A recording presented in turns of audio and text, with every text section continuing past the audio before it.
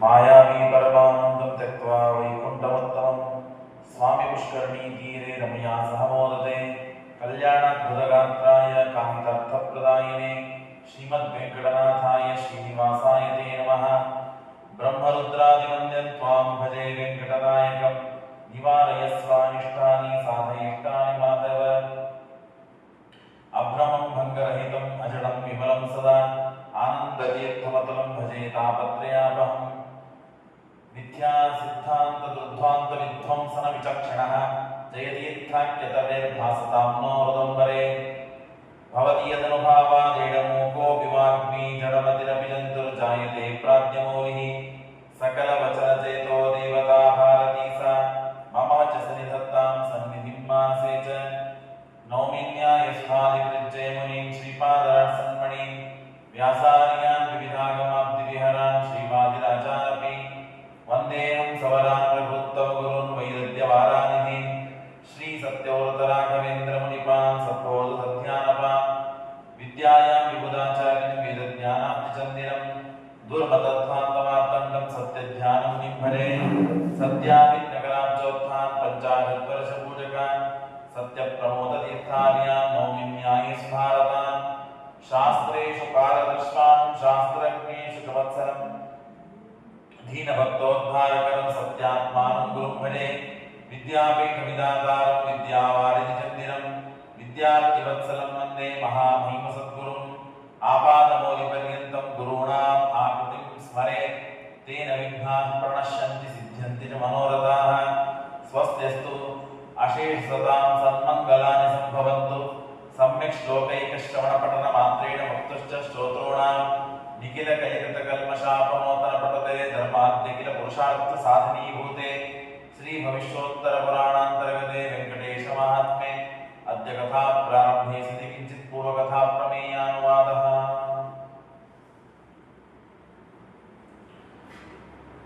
ಲಕ್ಷ್ಮೀದೇವಿ ಪರಮಾತ್ಮನನ್ನು ಬಿಟ್ಟು ವೈಕುಂಠವನ್ನು ಬಿಟ್ಟು ಭೂಲೋಕಕ್ಕೆ ಕೊಲ್ಲಾಪುರಕ್ಕೆ ಹೋಗಿಬಿಟ್ಟಿದ್ದಾಳೆ. ಪರಮಾತ್ಮ ಬಹಳ ದಿನ ಆಯಿತು, ವೈಕುಂಠದಲ್ಲಿ ಲಕ್ಷ್ಮಿ ಇಲ್ಲದೇನೆ ನಾನು ಒಬ್ಬನೇ ಇದ್ದು ಏನು ಮಾಡಬೇಕು ಅಂತ ಹೇಳಿ ಪರಮಾತ್ಮನು ವೈಕುಂಠವನ್ನು ಬಿಟ್ಟು ಬಂದಿದ್ದಾನೆ. ಸ್ವಾಮಿ ಪುಷ್ಕರಣಿ ಎಲ್ಲ ಕಡೆ ಸಂಚಾರ ಮಾಡಿದ ಪರಮಾತ್ಮ ಕೊನೆಗೆ ಈ ಶೇಷಾಚಲದಲ್ಲಿ ಸ್ವಾಮಿ ಪುಷ್ಕರಣಿ ಸನ್ನಿಧಾನ, ಅಲ್ಲಿ ಭಗವಂತ ಒಂದು ಹೊತ್ತಿನಲ್ಲಿ ವಾಸ ಮಾಡ್ತಾ ಇದ್ದಾನೆ. ಅನೇಕ ದಿನಗಳು ಕಳೆದು ಹೋಗಿವೆ, ವರ್ಷಗಳು ಕಳೆದೋಗಿದೆ. 10,000 ವರ್ಷಗಳು ಕಳೆದೋಯಿತು ಅಂತ ಹೇಳ್ತದೆ ಪುರಾಣ. 10,000 ವರ್ಷಗಳು ಕಳೆದೋದ ಮೇಲೆ ಒಬ್ಬ ಚೋಳರಾಜ ಅಂತ ರಾಜನ ಬಂದ. ಆ ರಾಜ ಎಲ್ಲ ಸುಭಿಕ್ಷೆ, ರಾಜ್ಯದಲ್ಲಿ ಎಲ್ಲ ಸುಭಿಕ್ಷೆ, ಹೀಗೆಲ್ಲ ಒಳ್ಳೆಯ ರೀತಿಯಿಂದ ನಡೀತಾ ಇತ್ತು. ಕರ್ಮಧರ್ಮ ಸಂಯೋಗದಿಂದ ಆ ರಾಣಿಗೆ, ಚೋಳರಾಜನ ಹೆಂಡತಿಗೆ ಒಳ್ಳೆ ಆಕಳಿನ ಹಾಲು ಬೇಕಾಗಿತ್ತು, ತನ್ನ ಮಕ್ಕಳಿಗೆ ಕುಡಿಸಬೇಕು ಅಂತ ಹೇಳಿ. ತಾನು ಸರಿ ಆಗಲಿ ಅಂತ ಒಬ್ಬ ರಾಣಿ ಈ ವಿಚಾರವನ್ನ ತಿಳಿಸಿದಾಗ, ಆಗ ಸ್ವಯಂ ಲಕ್ಷ್ಮೀದೇವಿ ಆಕಳನ್ನ ಮಾರುವ ರೂಪದಲ್ಲಿ ಬಂದಿದ್ದಾಳೆ. ಆಕಳಿನ ರೂಪದಲ್ಲಿ ಬ್ರಹ್ಮದೇವರು ಬಂದಿದ್ದಾರೆ, ವತ್ಸದ ರೂಪದಲ್ಲಿ ರುದ್ರದೇವರು ಬಂದಿದ್ದಾರೆ. ಕೊನೆಗೆ ಈ ರಾಣಿ ಹತ್ರ ಬಂದಾಗ ಹಣವನ್ನು ಕೊಟ್ಟು ಅದನ್ನು ಖರೀದಿ ಮಾಡ್ತಾಳೆ. ಖರೀದಿ ಮಾಡಿದ ಮೇಲೆ ಪ್ರತಿನಿತ್ಯ ದಷ್ಟಪುಷ್ಟವಾದ ಹಾಲನ್ನು ಕುಡಿಸಿ ಭಾರಿ ಸಂತೋಷದಿಂದ ಇದ್ದರು. ಪ್ರತಿನಿತ್ಯ ಹೋಗುವಂತೆ ಮುಂಜಾನೆ ಹೋಗಿ ಸಾಯಂಕಾಲ ಬರುವ ಮೇಲಿಕ್ಕಾಗಿ ಕರ್ಕೊಂಡು ಹೋಗಬೇಕು ಗೋಪಾಲಕರು ಈ ಆಕಳನ್ನ. ಎಷ್ಟೋ ದಿನ ಆದ ಮೇಲೆ, ಒಂದು ವಾರ ಆಯಿತು, ಹಾಲೇ ಕೊಡ್ತಾ ಇದ್ದಿಲ್ಲ ಆಕಳು. ಭಾರಿ ಸಮೃದ್ಧವಾಗಿ ಹಾಲು ಕೊಡುವುದು, ಹಾಲೇ ಕೊಡ್ತಾ ಇರಲಿಲ್ಲ ಅಂತ ಸಿಟ್ಟಿಗೆ ಬಂದು ಕೇಳಿದರೆ ಅವನು ನನಗೆ ಗೊತ್ತಿಲ್ಲ ಅಂತ ಹೇಳ್ತಾಳೆ. ಕೊನೆಗೆ ಅವನನ್ನು ಹೊಡೆಸ್ತಾರೆ. ಹೊಡಿಸಿ ಆದ್ಮೇಲೆ ಸಿಟ್ಟು ಬಂದು ಆ ಆಕಳು ಏನು ಮಾಡ್ತದೆ ಅಂತ ನೋಡ್ಲಿಕ್ಕೆ ತಾನು ಬೆನ್ನತ್ತಾನೆ, ಹೋಗ್ತಾನೆ. ಏನಿಲ್ಲ, ಹೊತ್ತಿನಲ್ಲಿ ಬರುವುದು, ಪ್ರತಿನಿತ್ಯ ಆಕಳ ಪರಮಾತ್ಮನ ತಲೆ ಮೇಲೆ ಹಾಲನ್ನು ಸುರಿಸುವಂತೆ ಸುರಿಸ್ತಾ ಇತ್ತು. ಅದನ್ನು ನೋಡಿ ಸಿಟ್ಟಿಗೆ ಬಂದ. ಇದರ ಸಲುವಾಗಿ ನಾನು ಏನೂ ತಪ್ಪು ಮಾಡದೇನೆ ಮಾಡಿಸಿಕೊಂಡಿದ್ದೇನೆ, ನಾನು ಪೀಡಿತನಾಗಿದ್ದೇನೆ ಅಂತ ಹೇಳಿ ಕೊಡಲೆಯನ್ನು ತೆಗೆದುಕೊಂಡು ಪ್ರಹಾರ ಮಾಡುವ ಸಂದರ್ಭದಲ್ಲಿ ಪರಮಾತ್ಮ ತನ್ನ ಶಿರಸ್ಸನ್ನ ಕೊಟ್ಟಿದ್ದಾನೆ. ತಲೆ ಒಡೆದು ಹೋಗಿದೆ. ಆಗ ತೋಳರಾಜ ಬಂದಿದ್ದಾನೆ. ತೋಳರಾಜನಿಗೆ ಶಾಪ ಪರಮಾತ್ಮ ಕೊಟ್ಟ ಅಂತ ಕಥೆಯನ್ನ ನಾವು ಕೇಳಿದ್ವಿ. ಆ ತೋಳರಾಜನಿಗೆ ಶಾಪ ಕೊಟ್ಟ ಏನಂದ್ರೆ, ನೀನು ಪಿಶಾಚನಾಗಿ ಬೀಳು. ಅವನ ಅವನಂದ ನಾನೇನು ತಪ್ಪೇ ಮಾಡಿಲ್ಲ, ಮಾಡಿದ್ದು ಗೋಪಾಲಕ, ಅದಕ್ಕಾಗಿ ಪ್ರಚೋದನೆ ಮಾಡಿದ್ದು ನನ್ನ ಪತ್ನಿ. ಆ ಪತ್ನಿಗೆ ಯಾಕೆ ಇದು ಪ್ರೇರಣೆ ಬಂತು ಅಂದ್ರೆ ಹಾಲಿ ಕೊಡ್ತಾ ಇಲ್ಲ ಆಕಳು ಅಂತ ಹೇಳಿ ಒಂದಕ್ಕೊಂದು ಸಂಬಂಧ ಇದೆ, ನನಗೆ ಏನೂ ಸಂಬಂಧ ಇಲ್ಲ, ನನಗೆ ಯಾವ ಸಂಬಂಧ ಇಲ್ಲದೆ ನನಗೆ ನೀನು ಶಾಪ ಕೊಟ್ಟಿಯಲ್ಲ ಯಾಕೆ ಅಂತ ಕೇಳಿದರೆ ನಿನ್ನೆ ನೀವು ನಿರ್ಣಯವನ್ನು ಕೇಳಿ ತಿಳಿದಿದ್ದೀರಿ. ಅವನು ತಪ್ಪು ಮಾಡಿಲ್ಲ ಅಂತಿಲ್ಲ, ತಪ್ಪು ಮಾಡಿದ್ದ. ಆ ರಾಜ್ಯಕ್ಕೆ ಯಜಮಾನ ರಾಜ, ಹಾಗಾಗಿ ಅವನ ರಾಜ್ಯದಲ್ಲಿ ಯಾರೇನೇ ತಪ್ಪು ಮಾಡಿದ್ರು, ಅಪರಾಧ ಮಾಡಿದರು, ಆ ಅಪರಾಧಕ್ಕೆ ಹೊಣೆಗಾರ ಇವನೇ ಆಗ್ತಾನೆ. ಹಾಗಾಗಿ ತಪ್ಪು ಅವಶ್ಯ ಮಾಡಿದ್ದಾನೆ, ಹಾಗಾಗಿ ಶಾಪ ಕೊಟ್ಟಿದ್ದಾನೆ ಅಂತ. ಇಷ್ಟು ಹೇಗೆ ಮನೆಯಲ್ಲಿ ಒಬ್ಬ ಯಜಮಾನ ಇರ್ತಾನೆ, ಹೆಂಡತಿ, ಮಕ್ಕಳು, ಮೊಮ್ಮಕ್ಕಳು ಯಾರೇ ಏನೇ ತಪ್ಪು ಮಾಡಿದರೂ ಆ ಯಜಮಾನನಿಗೆ ಆ ತಪ್ಪಿನ ಫಲವನ್ನ ಅಥವಾ ಉಣಬೇಕಾಗ್ತದೆ, ಹಾಗಾಗಿ ಅಂತ ನಿರ್ಣಯವನ್ನು ಕೊಟ್ಟು ನಿನ್ನೆ ಹೇಳಿದ್ದಾರೆ. ಇಟ್ಟಾಗಿ ಮತ್ತೆ ಕಥೆಯನ್ನು ಮುಂದುವರಿಸ್ತಾರೆ. ರಾಜೋವಾಚ ಕಿಮರ್ಥಂ ಶಕ್ತವಾನ್ ದೇವ ಅಪರಾಧ ವಿವರ್ಜಿತಂ ಅವಿಚಾರ ಜಗನ್ನಾಥ ಕಿಮ್ಮಯಾಚರಿತಂ ತವ. ಯಾಕೆ ನನಗೆ ಶಾಪ ಕೊಟ್ಟಿದ್ದಿ? ಅಪರಾಧ ವಿವರ್ಜಿತಂ, ಯಾವ ತಪ್ಪುಗಳು ಇಲ್ಲದೆ ಇದ್ದ ನಾನು ಈ ಶಾಪವನ್ನು ಕೊಟ್ಟಿಯಲ್ಲ, ಎದಕ್ಕೆ? ನಜಾನೇಹಂ ಕಿಂಚಿದಪಿ ತವ ದುಃಖಕರಂ ಹರೇ ಮಾ ದುಃಖ ಮತುರಂ ಪ್ರಾಪ್ತಂ ಕಥಮತ್ರ ಜಗತ್ಪತೆ ಇತಿ ತೇನ ಸವಿಜ್ಞಾಪ್ತಃ ಶ್ರೀನಿವಾಸವತಿ ದುಃಖಿತಃ. ಇಷ್ಟು ತಾನು ವಿನಯದಿಂದಲೇ ಕೇಳಿದ್ದಾನೆ. ಚೋಳರಾಜ ತಾನು ಇಷ್ಟು ವಿನಯದಿಂದಲೇ ಕೇಳಿದ್ದಾಗ ಆವಾಗ ಅವ್ವಾಚ ವಚನಂ ಮಂದಂ, ಏಟನ್ನ ಬಡಿಸಿಕೊಂಡಿದ್ದ. ಅವನಿಗೆ ಬಹಳ ದುಃಖ ಆಗಿದೆ. ಅತಿ ದುಃಖದಿಂದ ಮಾತನಾಡುವ ವ್ಯಕ್ತಿ ಹೇಗೆ ಮಾತನಾಡಬೇಕು ಹಾಗೆ ತಾನು ಮಾತನಾಡ್ತಾ ಇದ್ದಾನೆ ಶ್ರೀನಿವಾಸ. ಏನಂತೆ? ಪಾಪಿಷ್ಟೋಹಂ ದುರಾಚಾರಿ ಅವಿಚಾರಿ ನೃಪೋತ್ತಮ ಅಜ್ಞಾನ ಅತಿ ದುಃಖೇನ ತಥಾಶಕ್ತೋ ಮಯಾರ್ಪಿತಃ. ಅಯ್ಯೋ, ನಾನು ಎಷ್ಟು ಪಾಪ ಮಾಡಿದ್ದೇನೆ, ದುರಾಚಾರಿಯಾಗಿದ್ದೇನೆ, ಅಪರಾಧವನ್ನು ಮಾಡಿಬಿಟ್ಟೆ ನಾನು. ಯಾವ ಅಪರಾಧವನ್ನು ಮಾಡದೇ ಇದ್ದ ವ್ಯಕ್ತಿಗೆ ನಾವೇನಾದರೂ ದಂಡನ ಮಾಡಿದರೆ ಅದು ನಮ್ಮ ಅಪರಾಧವಾಗ್ತದೆ. ಹಾಗಾಗಿ ನೀನೇನೂ ಮಾಡದೇ ಇದ್ದ ರಾಜ, ಇಂಥ ನಿನ್ನ ಉತ್ತಮ ರಾಜನೀತಿಯನ್ನ ಮಾಡ್ತಾ ಹೋಗುವಂತಹ ನೀನು, ನಿನಗೆ ನಾನು ಶಾಪ ಕೊಟ್ಟು ಬಿಟ್ಟೆಲ್ಲ. ಯಾಕೆ ಇದಾಯ್ತು ಅಂತಂದ್ರೆ ನಾನು ಬಹಳ ದುಃಖದಲ್ಲಿ ಇದ್ದೇನೆ. ಬಹಳ ಸಂತೋಷದಲ್ಲಿ ಇದ್ದಾಗೂ ಮನುಷ್ಯ ಮೈ ಮರಿತಾನೆ, ಬಹಳ ದುಃಖದಲ್ಲಿದ್ದಾಗೂ ಮನುಷ್ಯ ಮೈ ಮರಿತಾನೆ. ಹಾಗಾಗಿ ಮೇಲಿಂದ ಬಿದ್ದ, ಆಕ್ಸಿಡೆಂಟ್ ಆಯ್ತು, ಏನೋ ಒಂದು ಬಡಿದ್ರು, ತನಗೆ ಸಹನೆ ಆಗದೆ ದೇವರೊಂದು ವಿಚಿತ್ರ ಒಂದು ಲೋಕ ಅಂತ ಅನ್ಬೋದು ಅಥವಾ ಒಂದು ವಾತಾವರಣ ಅಂತ ಅನ್ಬೋದು. ಯಾವಾಗ ಮನುಷ್ಯನಿಗೆ ಬಹಳಷ್ಟು ದುಃಖ ಸಹನೆ ಮಾಡುವ ಶಕ್ತಿ ಇರುವುದಿಲ್ಲವೋ ಆಗ ಶಕ್ತಿ ಸಹನೆ ಮಾಡದೇ ಇದ್ದ ಅವಸ್ಥೆಯನ್ನು ತಂದು ಕೊಟ್ಟು ಬಿಡ್ತಾನೆ. ದುಃಖ ಅನುಭವಿಸ್ತಿರ್ತಾನೆ. ಆ ದುಃಖದ ಸ್ಮರಣೆ ಬರದೇ ಇದ್ದಂತೆ ಅನಿಸ್ತದೆ ನಮಗೆ. ಎಚ್ಚರ ತಪ್ಪಿ ಬಿದ್ದು ಬಿಡ್ತಾನೆ. ಆಗ ದುಃಖ ಅನುಭವಿಸ್ತಿರ್ತಾನೆ. ಆದ್ರೆ ಆ ದುಃಖವನ್ನು ಅನುಭವಿಸ್ತಾ ಇದ್ದಾನೆ ಅಂತ ಎದುರಿಗಿದ್ದ ವ್ಯಕ್ತಿಗಳಿಗೆ ಗೊತ್ತಾಗ್ತಿರೋದು ಅಷ್ಟೇ. ಕೋಮಾದಲ್ಲಿ ಇರ್ತಾರೆ, ಅವ್ರೇನು ಆರಾಮಾಗಿರ್ತೀರ, ಯಾರು ಏನು ಹಂಗಿರೋದಿಲ್ಲ, ಸಲಹೆ ನಿಲ್ಲಿಸ್ತಿರ್ತಾರೆ, ಆರಾಮಾಗಿರ್ತಾರೆ ಬಿಡು ಅಂತ ನಾವು ಅನ್ಕೊಂಡಿರ್ತೇವೆ. ಬಹಳ ದುಃಖದಲ್ಲಿ ಒದ್ದಾಡ್ತಾ ಇರ್ತಾರೆ. ಒಂದು ತಾಸೋ ಅರ್ಧ ತಾಸು ಸುತ್ತಲಿ ಕೂಡ್ಲಿಕ್ಕೆ ಆಗೋದಿಲ್ಲ ನಮಗೆ. ವರ್ಷಾನುಗಟ್ಟಲೆ ಹಾಗೆ ಇರ್ತಾರೆ. ಅಂದ್ರೆ ಎಷ್ಟು ದುಃಖ ಆಗ್ತಿರ್ಲಿಕ್ಕಿಲ್ಲ, ಕೈ ಕಾಲ ಅಲಿಯಾಡಿಸ್ಲಿಕ್ಕೆ ಆಗೋದಿಲ್ಲ, ಅನೇಕ ದುಃಖಗಳು ಇದ್ದೇ ಇರ್ತದೆ.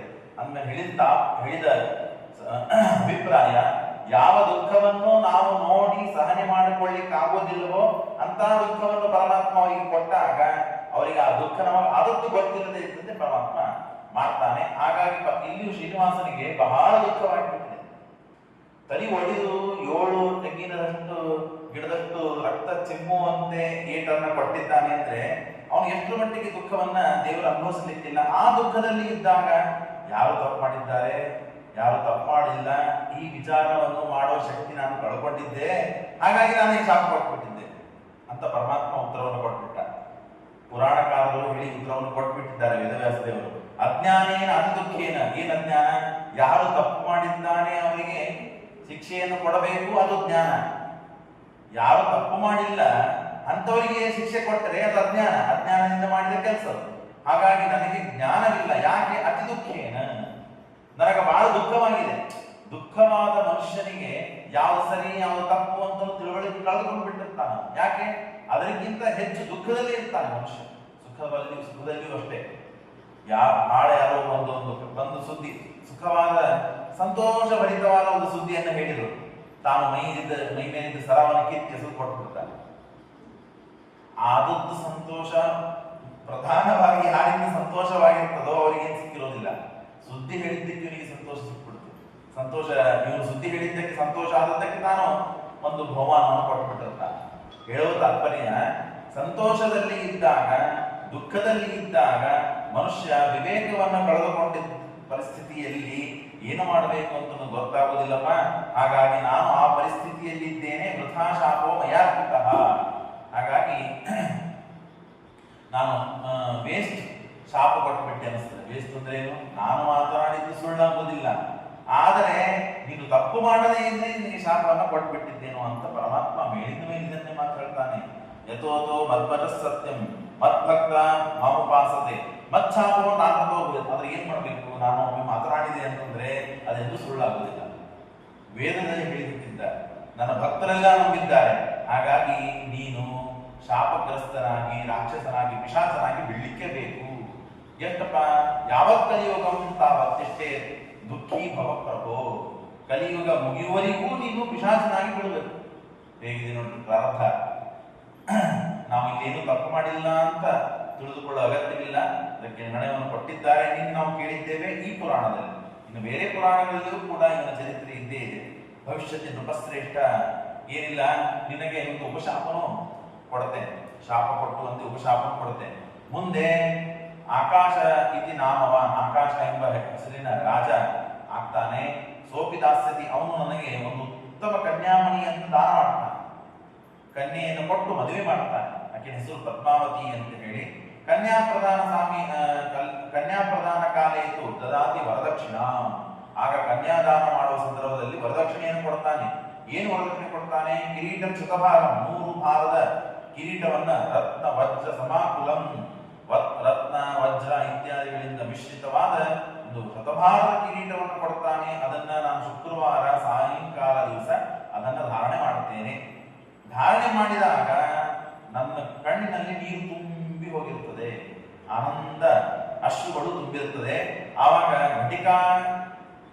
ಘಟಿಕಾ ಕಾಲ, ಒಂದು 48 ನಿಮಿಷ ಅಷ್ಟು ಕಾಲದವರೆಗೆ ನಿನಗೆ ಸುಖವಾಗ್ತದೆ. ನನ್ನ ಕಣ್ಣಿನಲ್ಲಿ ನೀರು ಬಂದಾಗ, ಆ ಕಿರೀಟವನ್ನು ಧಾರಣೆ ಮಾಡಿದಾಗ ನಿನಗೆ ಪಿಶಾಚದಿಂದ ನೀನು ಪ್ರತಿ ಶುಕ್ರವಾರ ಮುಕ್ತನಾಗ್ತದೆ. 48 ನಿಮಿಷ ಆನಂದದಲ್ಲಿ ಇರ್ತೀವಿ. ಮತ್ತೆ ಅದಾದ ತಕ್ಷಣ ನಿನಗೆ ಈ ಅವಸ್ಥೆ ಬರುತ್ತದೆ. ಇದು ಕಲಿಯುಗ ಮುಗಿಯುವವರೆಗೂ ಈಗೂ ಅವನ ಅವಸ್ಥೆ ನಡೆದಿದೆ. ಕಲಿಯುಗ ಮುಗಿಯುವವರೆಗೂ ಇತಿ ಕಾಲಾವಧಿಯನ್ನು ಕೃತ್ವ, ಇಷ್ಟು ಪಾಪ ಅವನಿಗೆ ಅನುಗ್ರಹವನ್ನು ಪರಮಾತ್ಮ ಮಾಡಿ, ಸುಖಸ್ಯ ಕಾಲಂ ಸಂಸೂಚ್ಯ ಸ್ವಾವತಾರ ಪ್ರಯೋಜನ, ನಾನು ಅವತಾರ ಮಾಡಿದ್ದೆ ಯಾಕೆ ಅಂತನ್ನೋದನ್ನು ತಿಳಿಸಿಕೊಟ್ಟ, ಮತ್ತು ಕಾಲದ ಅವಧಿಯನ್ನು ತಿಳಿಸಿಕೊಟ್ಟ.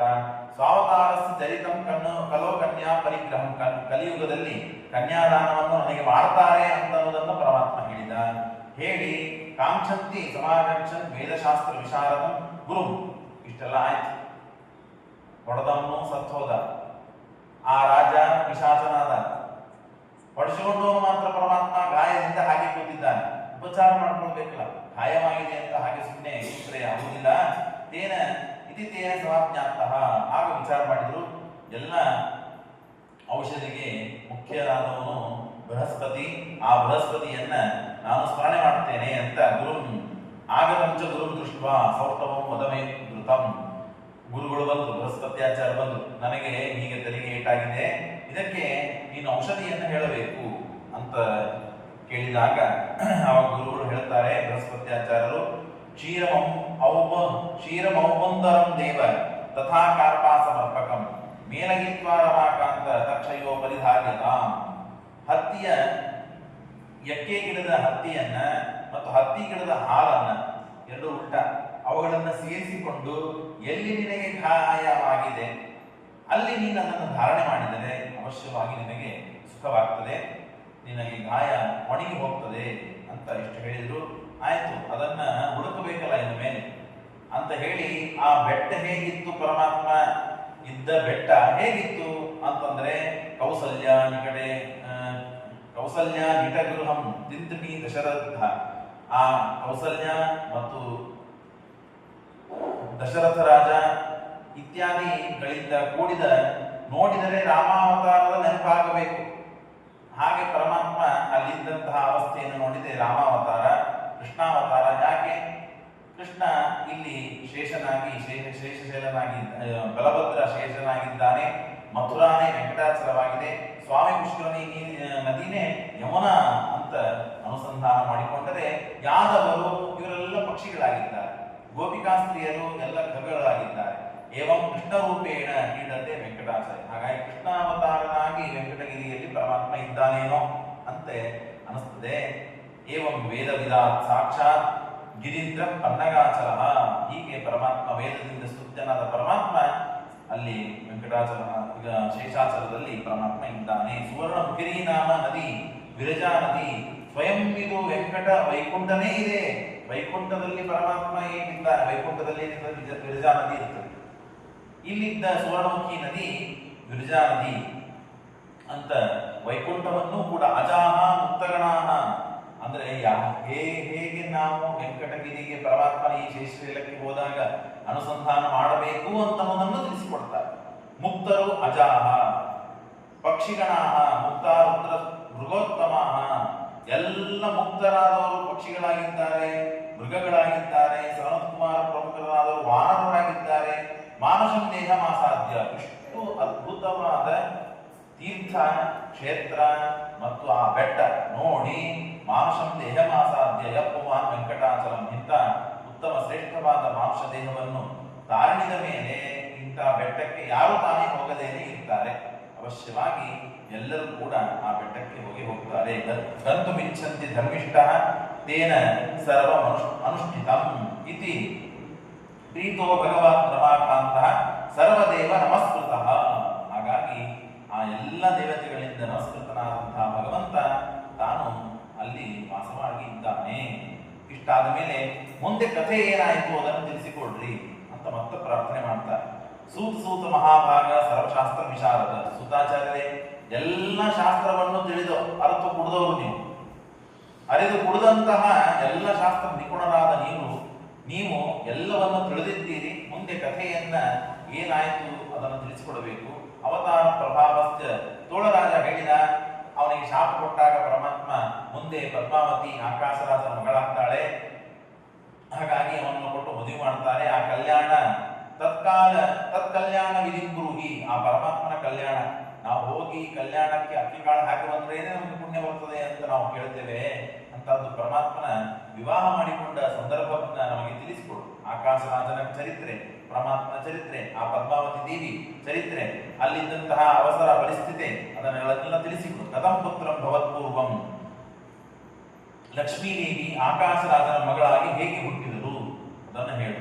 ಯೋಗಿನ ಮನಸಾ ಚಿಂತ್ಯ ಶ್ರೀನಿವಾಸ ಸತಾಂಗತಿ. ಯೋಗಿಗಳು ಎಷ್ಟೋ ಹೊತ್ತು, ಎಷ್ಟೋ ವರ್ಷಗಳು, ಎಷ್ಟೋ ತಿಂಗಳುಗಳ ಕಾಲ ತಪಸ್ಸು ಮಾಡ್ತಾ ಕೂತಾಗ ಅವನು ಬಂದು ದರ್ಶನ ಕೊಡುವುದು ಅಪರೂಪ ಪರಮಾತ್ಮ. ಅಂತದ್ದು ಯೋಗಿಗಳಿಂದಲೂ ಚಿಂತ್ಯನಾದ ಪರಮಾತ್ಮ ಹೇಗೆ ಭೂಮಿಯಲ್ಲಿ ಬಂದು ಇಲ್ಲಿ ಶ್ರೀನಿವಾಸನಾಗಿ ಅವನು ಮತ್ತೆ ಮದುವೆ ಮಾಡಿಕೊಂಡ, ಇದನ್ನೆಲ್ಲ ತಿಳಿಸಿಕೊಡು ಅಂತಂದಾಗ, ಶೃಣ್ವಂತು ಮುನಿಯ ಸರ್ವೇನೆ, ನಿಮಗೆ ಕತೆ ಹೇಳಿದಂತೆ ನಿಮಗೆ ಹೆಚ್ಚು ಅದರಲ್ಲಿ ಆಸಕ್ತರಾಗಿದ್ದೀರಿ, ನಿಪುಣರಾಗಿದ್ದೀರಿ, ಭಕ್ತಿ ಬಂದಿದೆ ನಿಮಗೆ. ಮುಖ್ಯ ಬರಬೇಕಾದದ್ದು ಅದು. ಪ್ರತಿ ಬಾರಿ ಕಥೆಗಳನ್ನ ಕೇಳ್ತೇವೆ, ಭಕ್ತಿ ಪೂರ್ವಕವಾಗಿ ಈ ಕಥೆಯನ್ನ ಕೇಳಿದರೆ ಅದು ಸಾರ್ಥಕವಾಗ್ತದೆ ಅಂತ ತಿಳಿಸ್ತಾ ಪನ್ನಗಾಚಲ ನಾಥಸ್ಯ ಕನ್ಯಾ ಸಂಗ್ರಹಣಂ ಶುಭಂ ಕದಾಚಿತ್ ವೆಂಕಟೇಶಸ್ತು. ಮುಂದೆ ಕಥೆಯನ್ನು ಸಾಗಿಸ್ತಾರೆ. ಏಟಾಗಿದೆ ತಲೆಗೆ. ಗುರುಗಳು ಹೇಳಿದ್ದಾರೆ, ಬೃಹಸ್ಪತ್ಯಾಚಾರ್ಯರು ಔಷಧವನ್ನು ಧಾರಣೆ ಮಾಡಬೇಕಾದ್ರೆ ಹೇಗಿರಬೇಕು, ಯಾವುದನ್ನ ಮಾಡಬೇಕು ಅಂತ. ಗಮನಾಭಿಮುಖೋ ಭೂತ್ವ, ಆ ಔಷಧಿಯನ್ನ ತೆಗೆದುಕೊಂಡು ಬರಬೇಕು ಅಂತನೂ ಸಲುವಾಗಿ ತಾನು ಸಂಚಾರದಲ್ಲಿ ಪರಮಾತ್ಮ ಹೊರಟಿದ್ದಾನೆ. ಹೊರಟಾಗ ತಸ್ಮಿನ್ ಕಾಲೇ ವರಾಹಸ್ತು ಮೃಗಯಾರ್ಥಂತು ಸೂಕ್ರಃ. ಆ ಕಾಲಕ್ಕೆ ಪರಮಾತ್ಮ ಹೊರಟಿದ್ದಾನೆ. ಆಗ ಎಲ್ಲ ಅನೇಕ ಸೂಕಗಳು, ಹಂದಿಗಳೆಲ್ಲ ದಬ ಓಡಿ ಬರ್ತಾ ಇವೆ. ಓಡಿ ಬರ್ತಾ ಇರಬೇಕಾದಾಗ ಮೊದಲೇ ತೆರಿಗೆ ಏಟಾಗಿದೆ.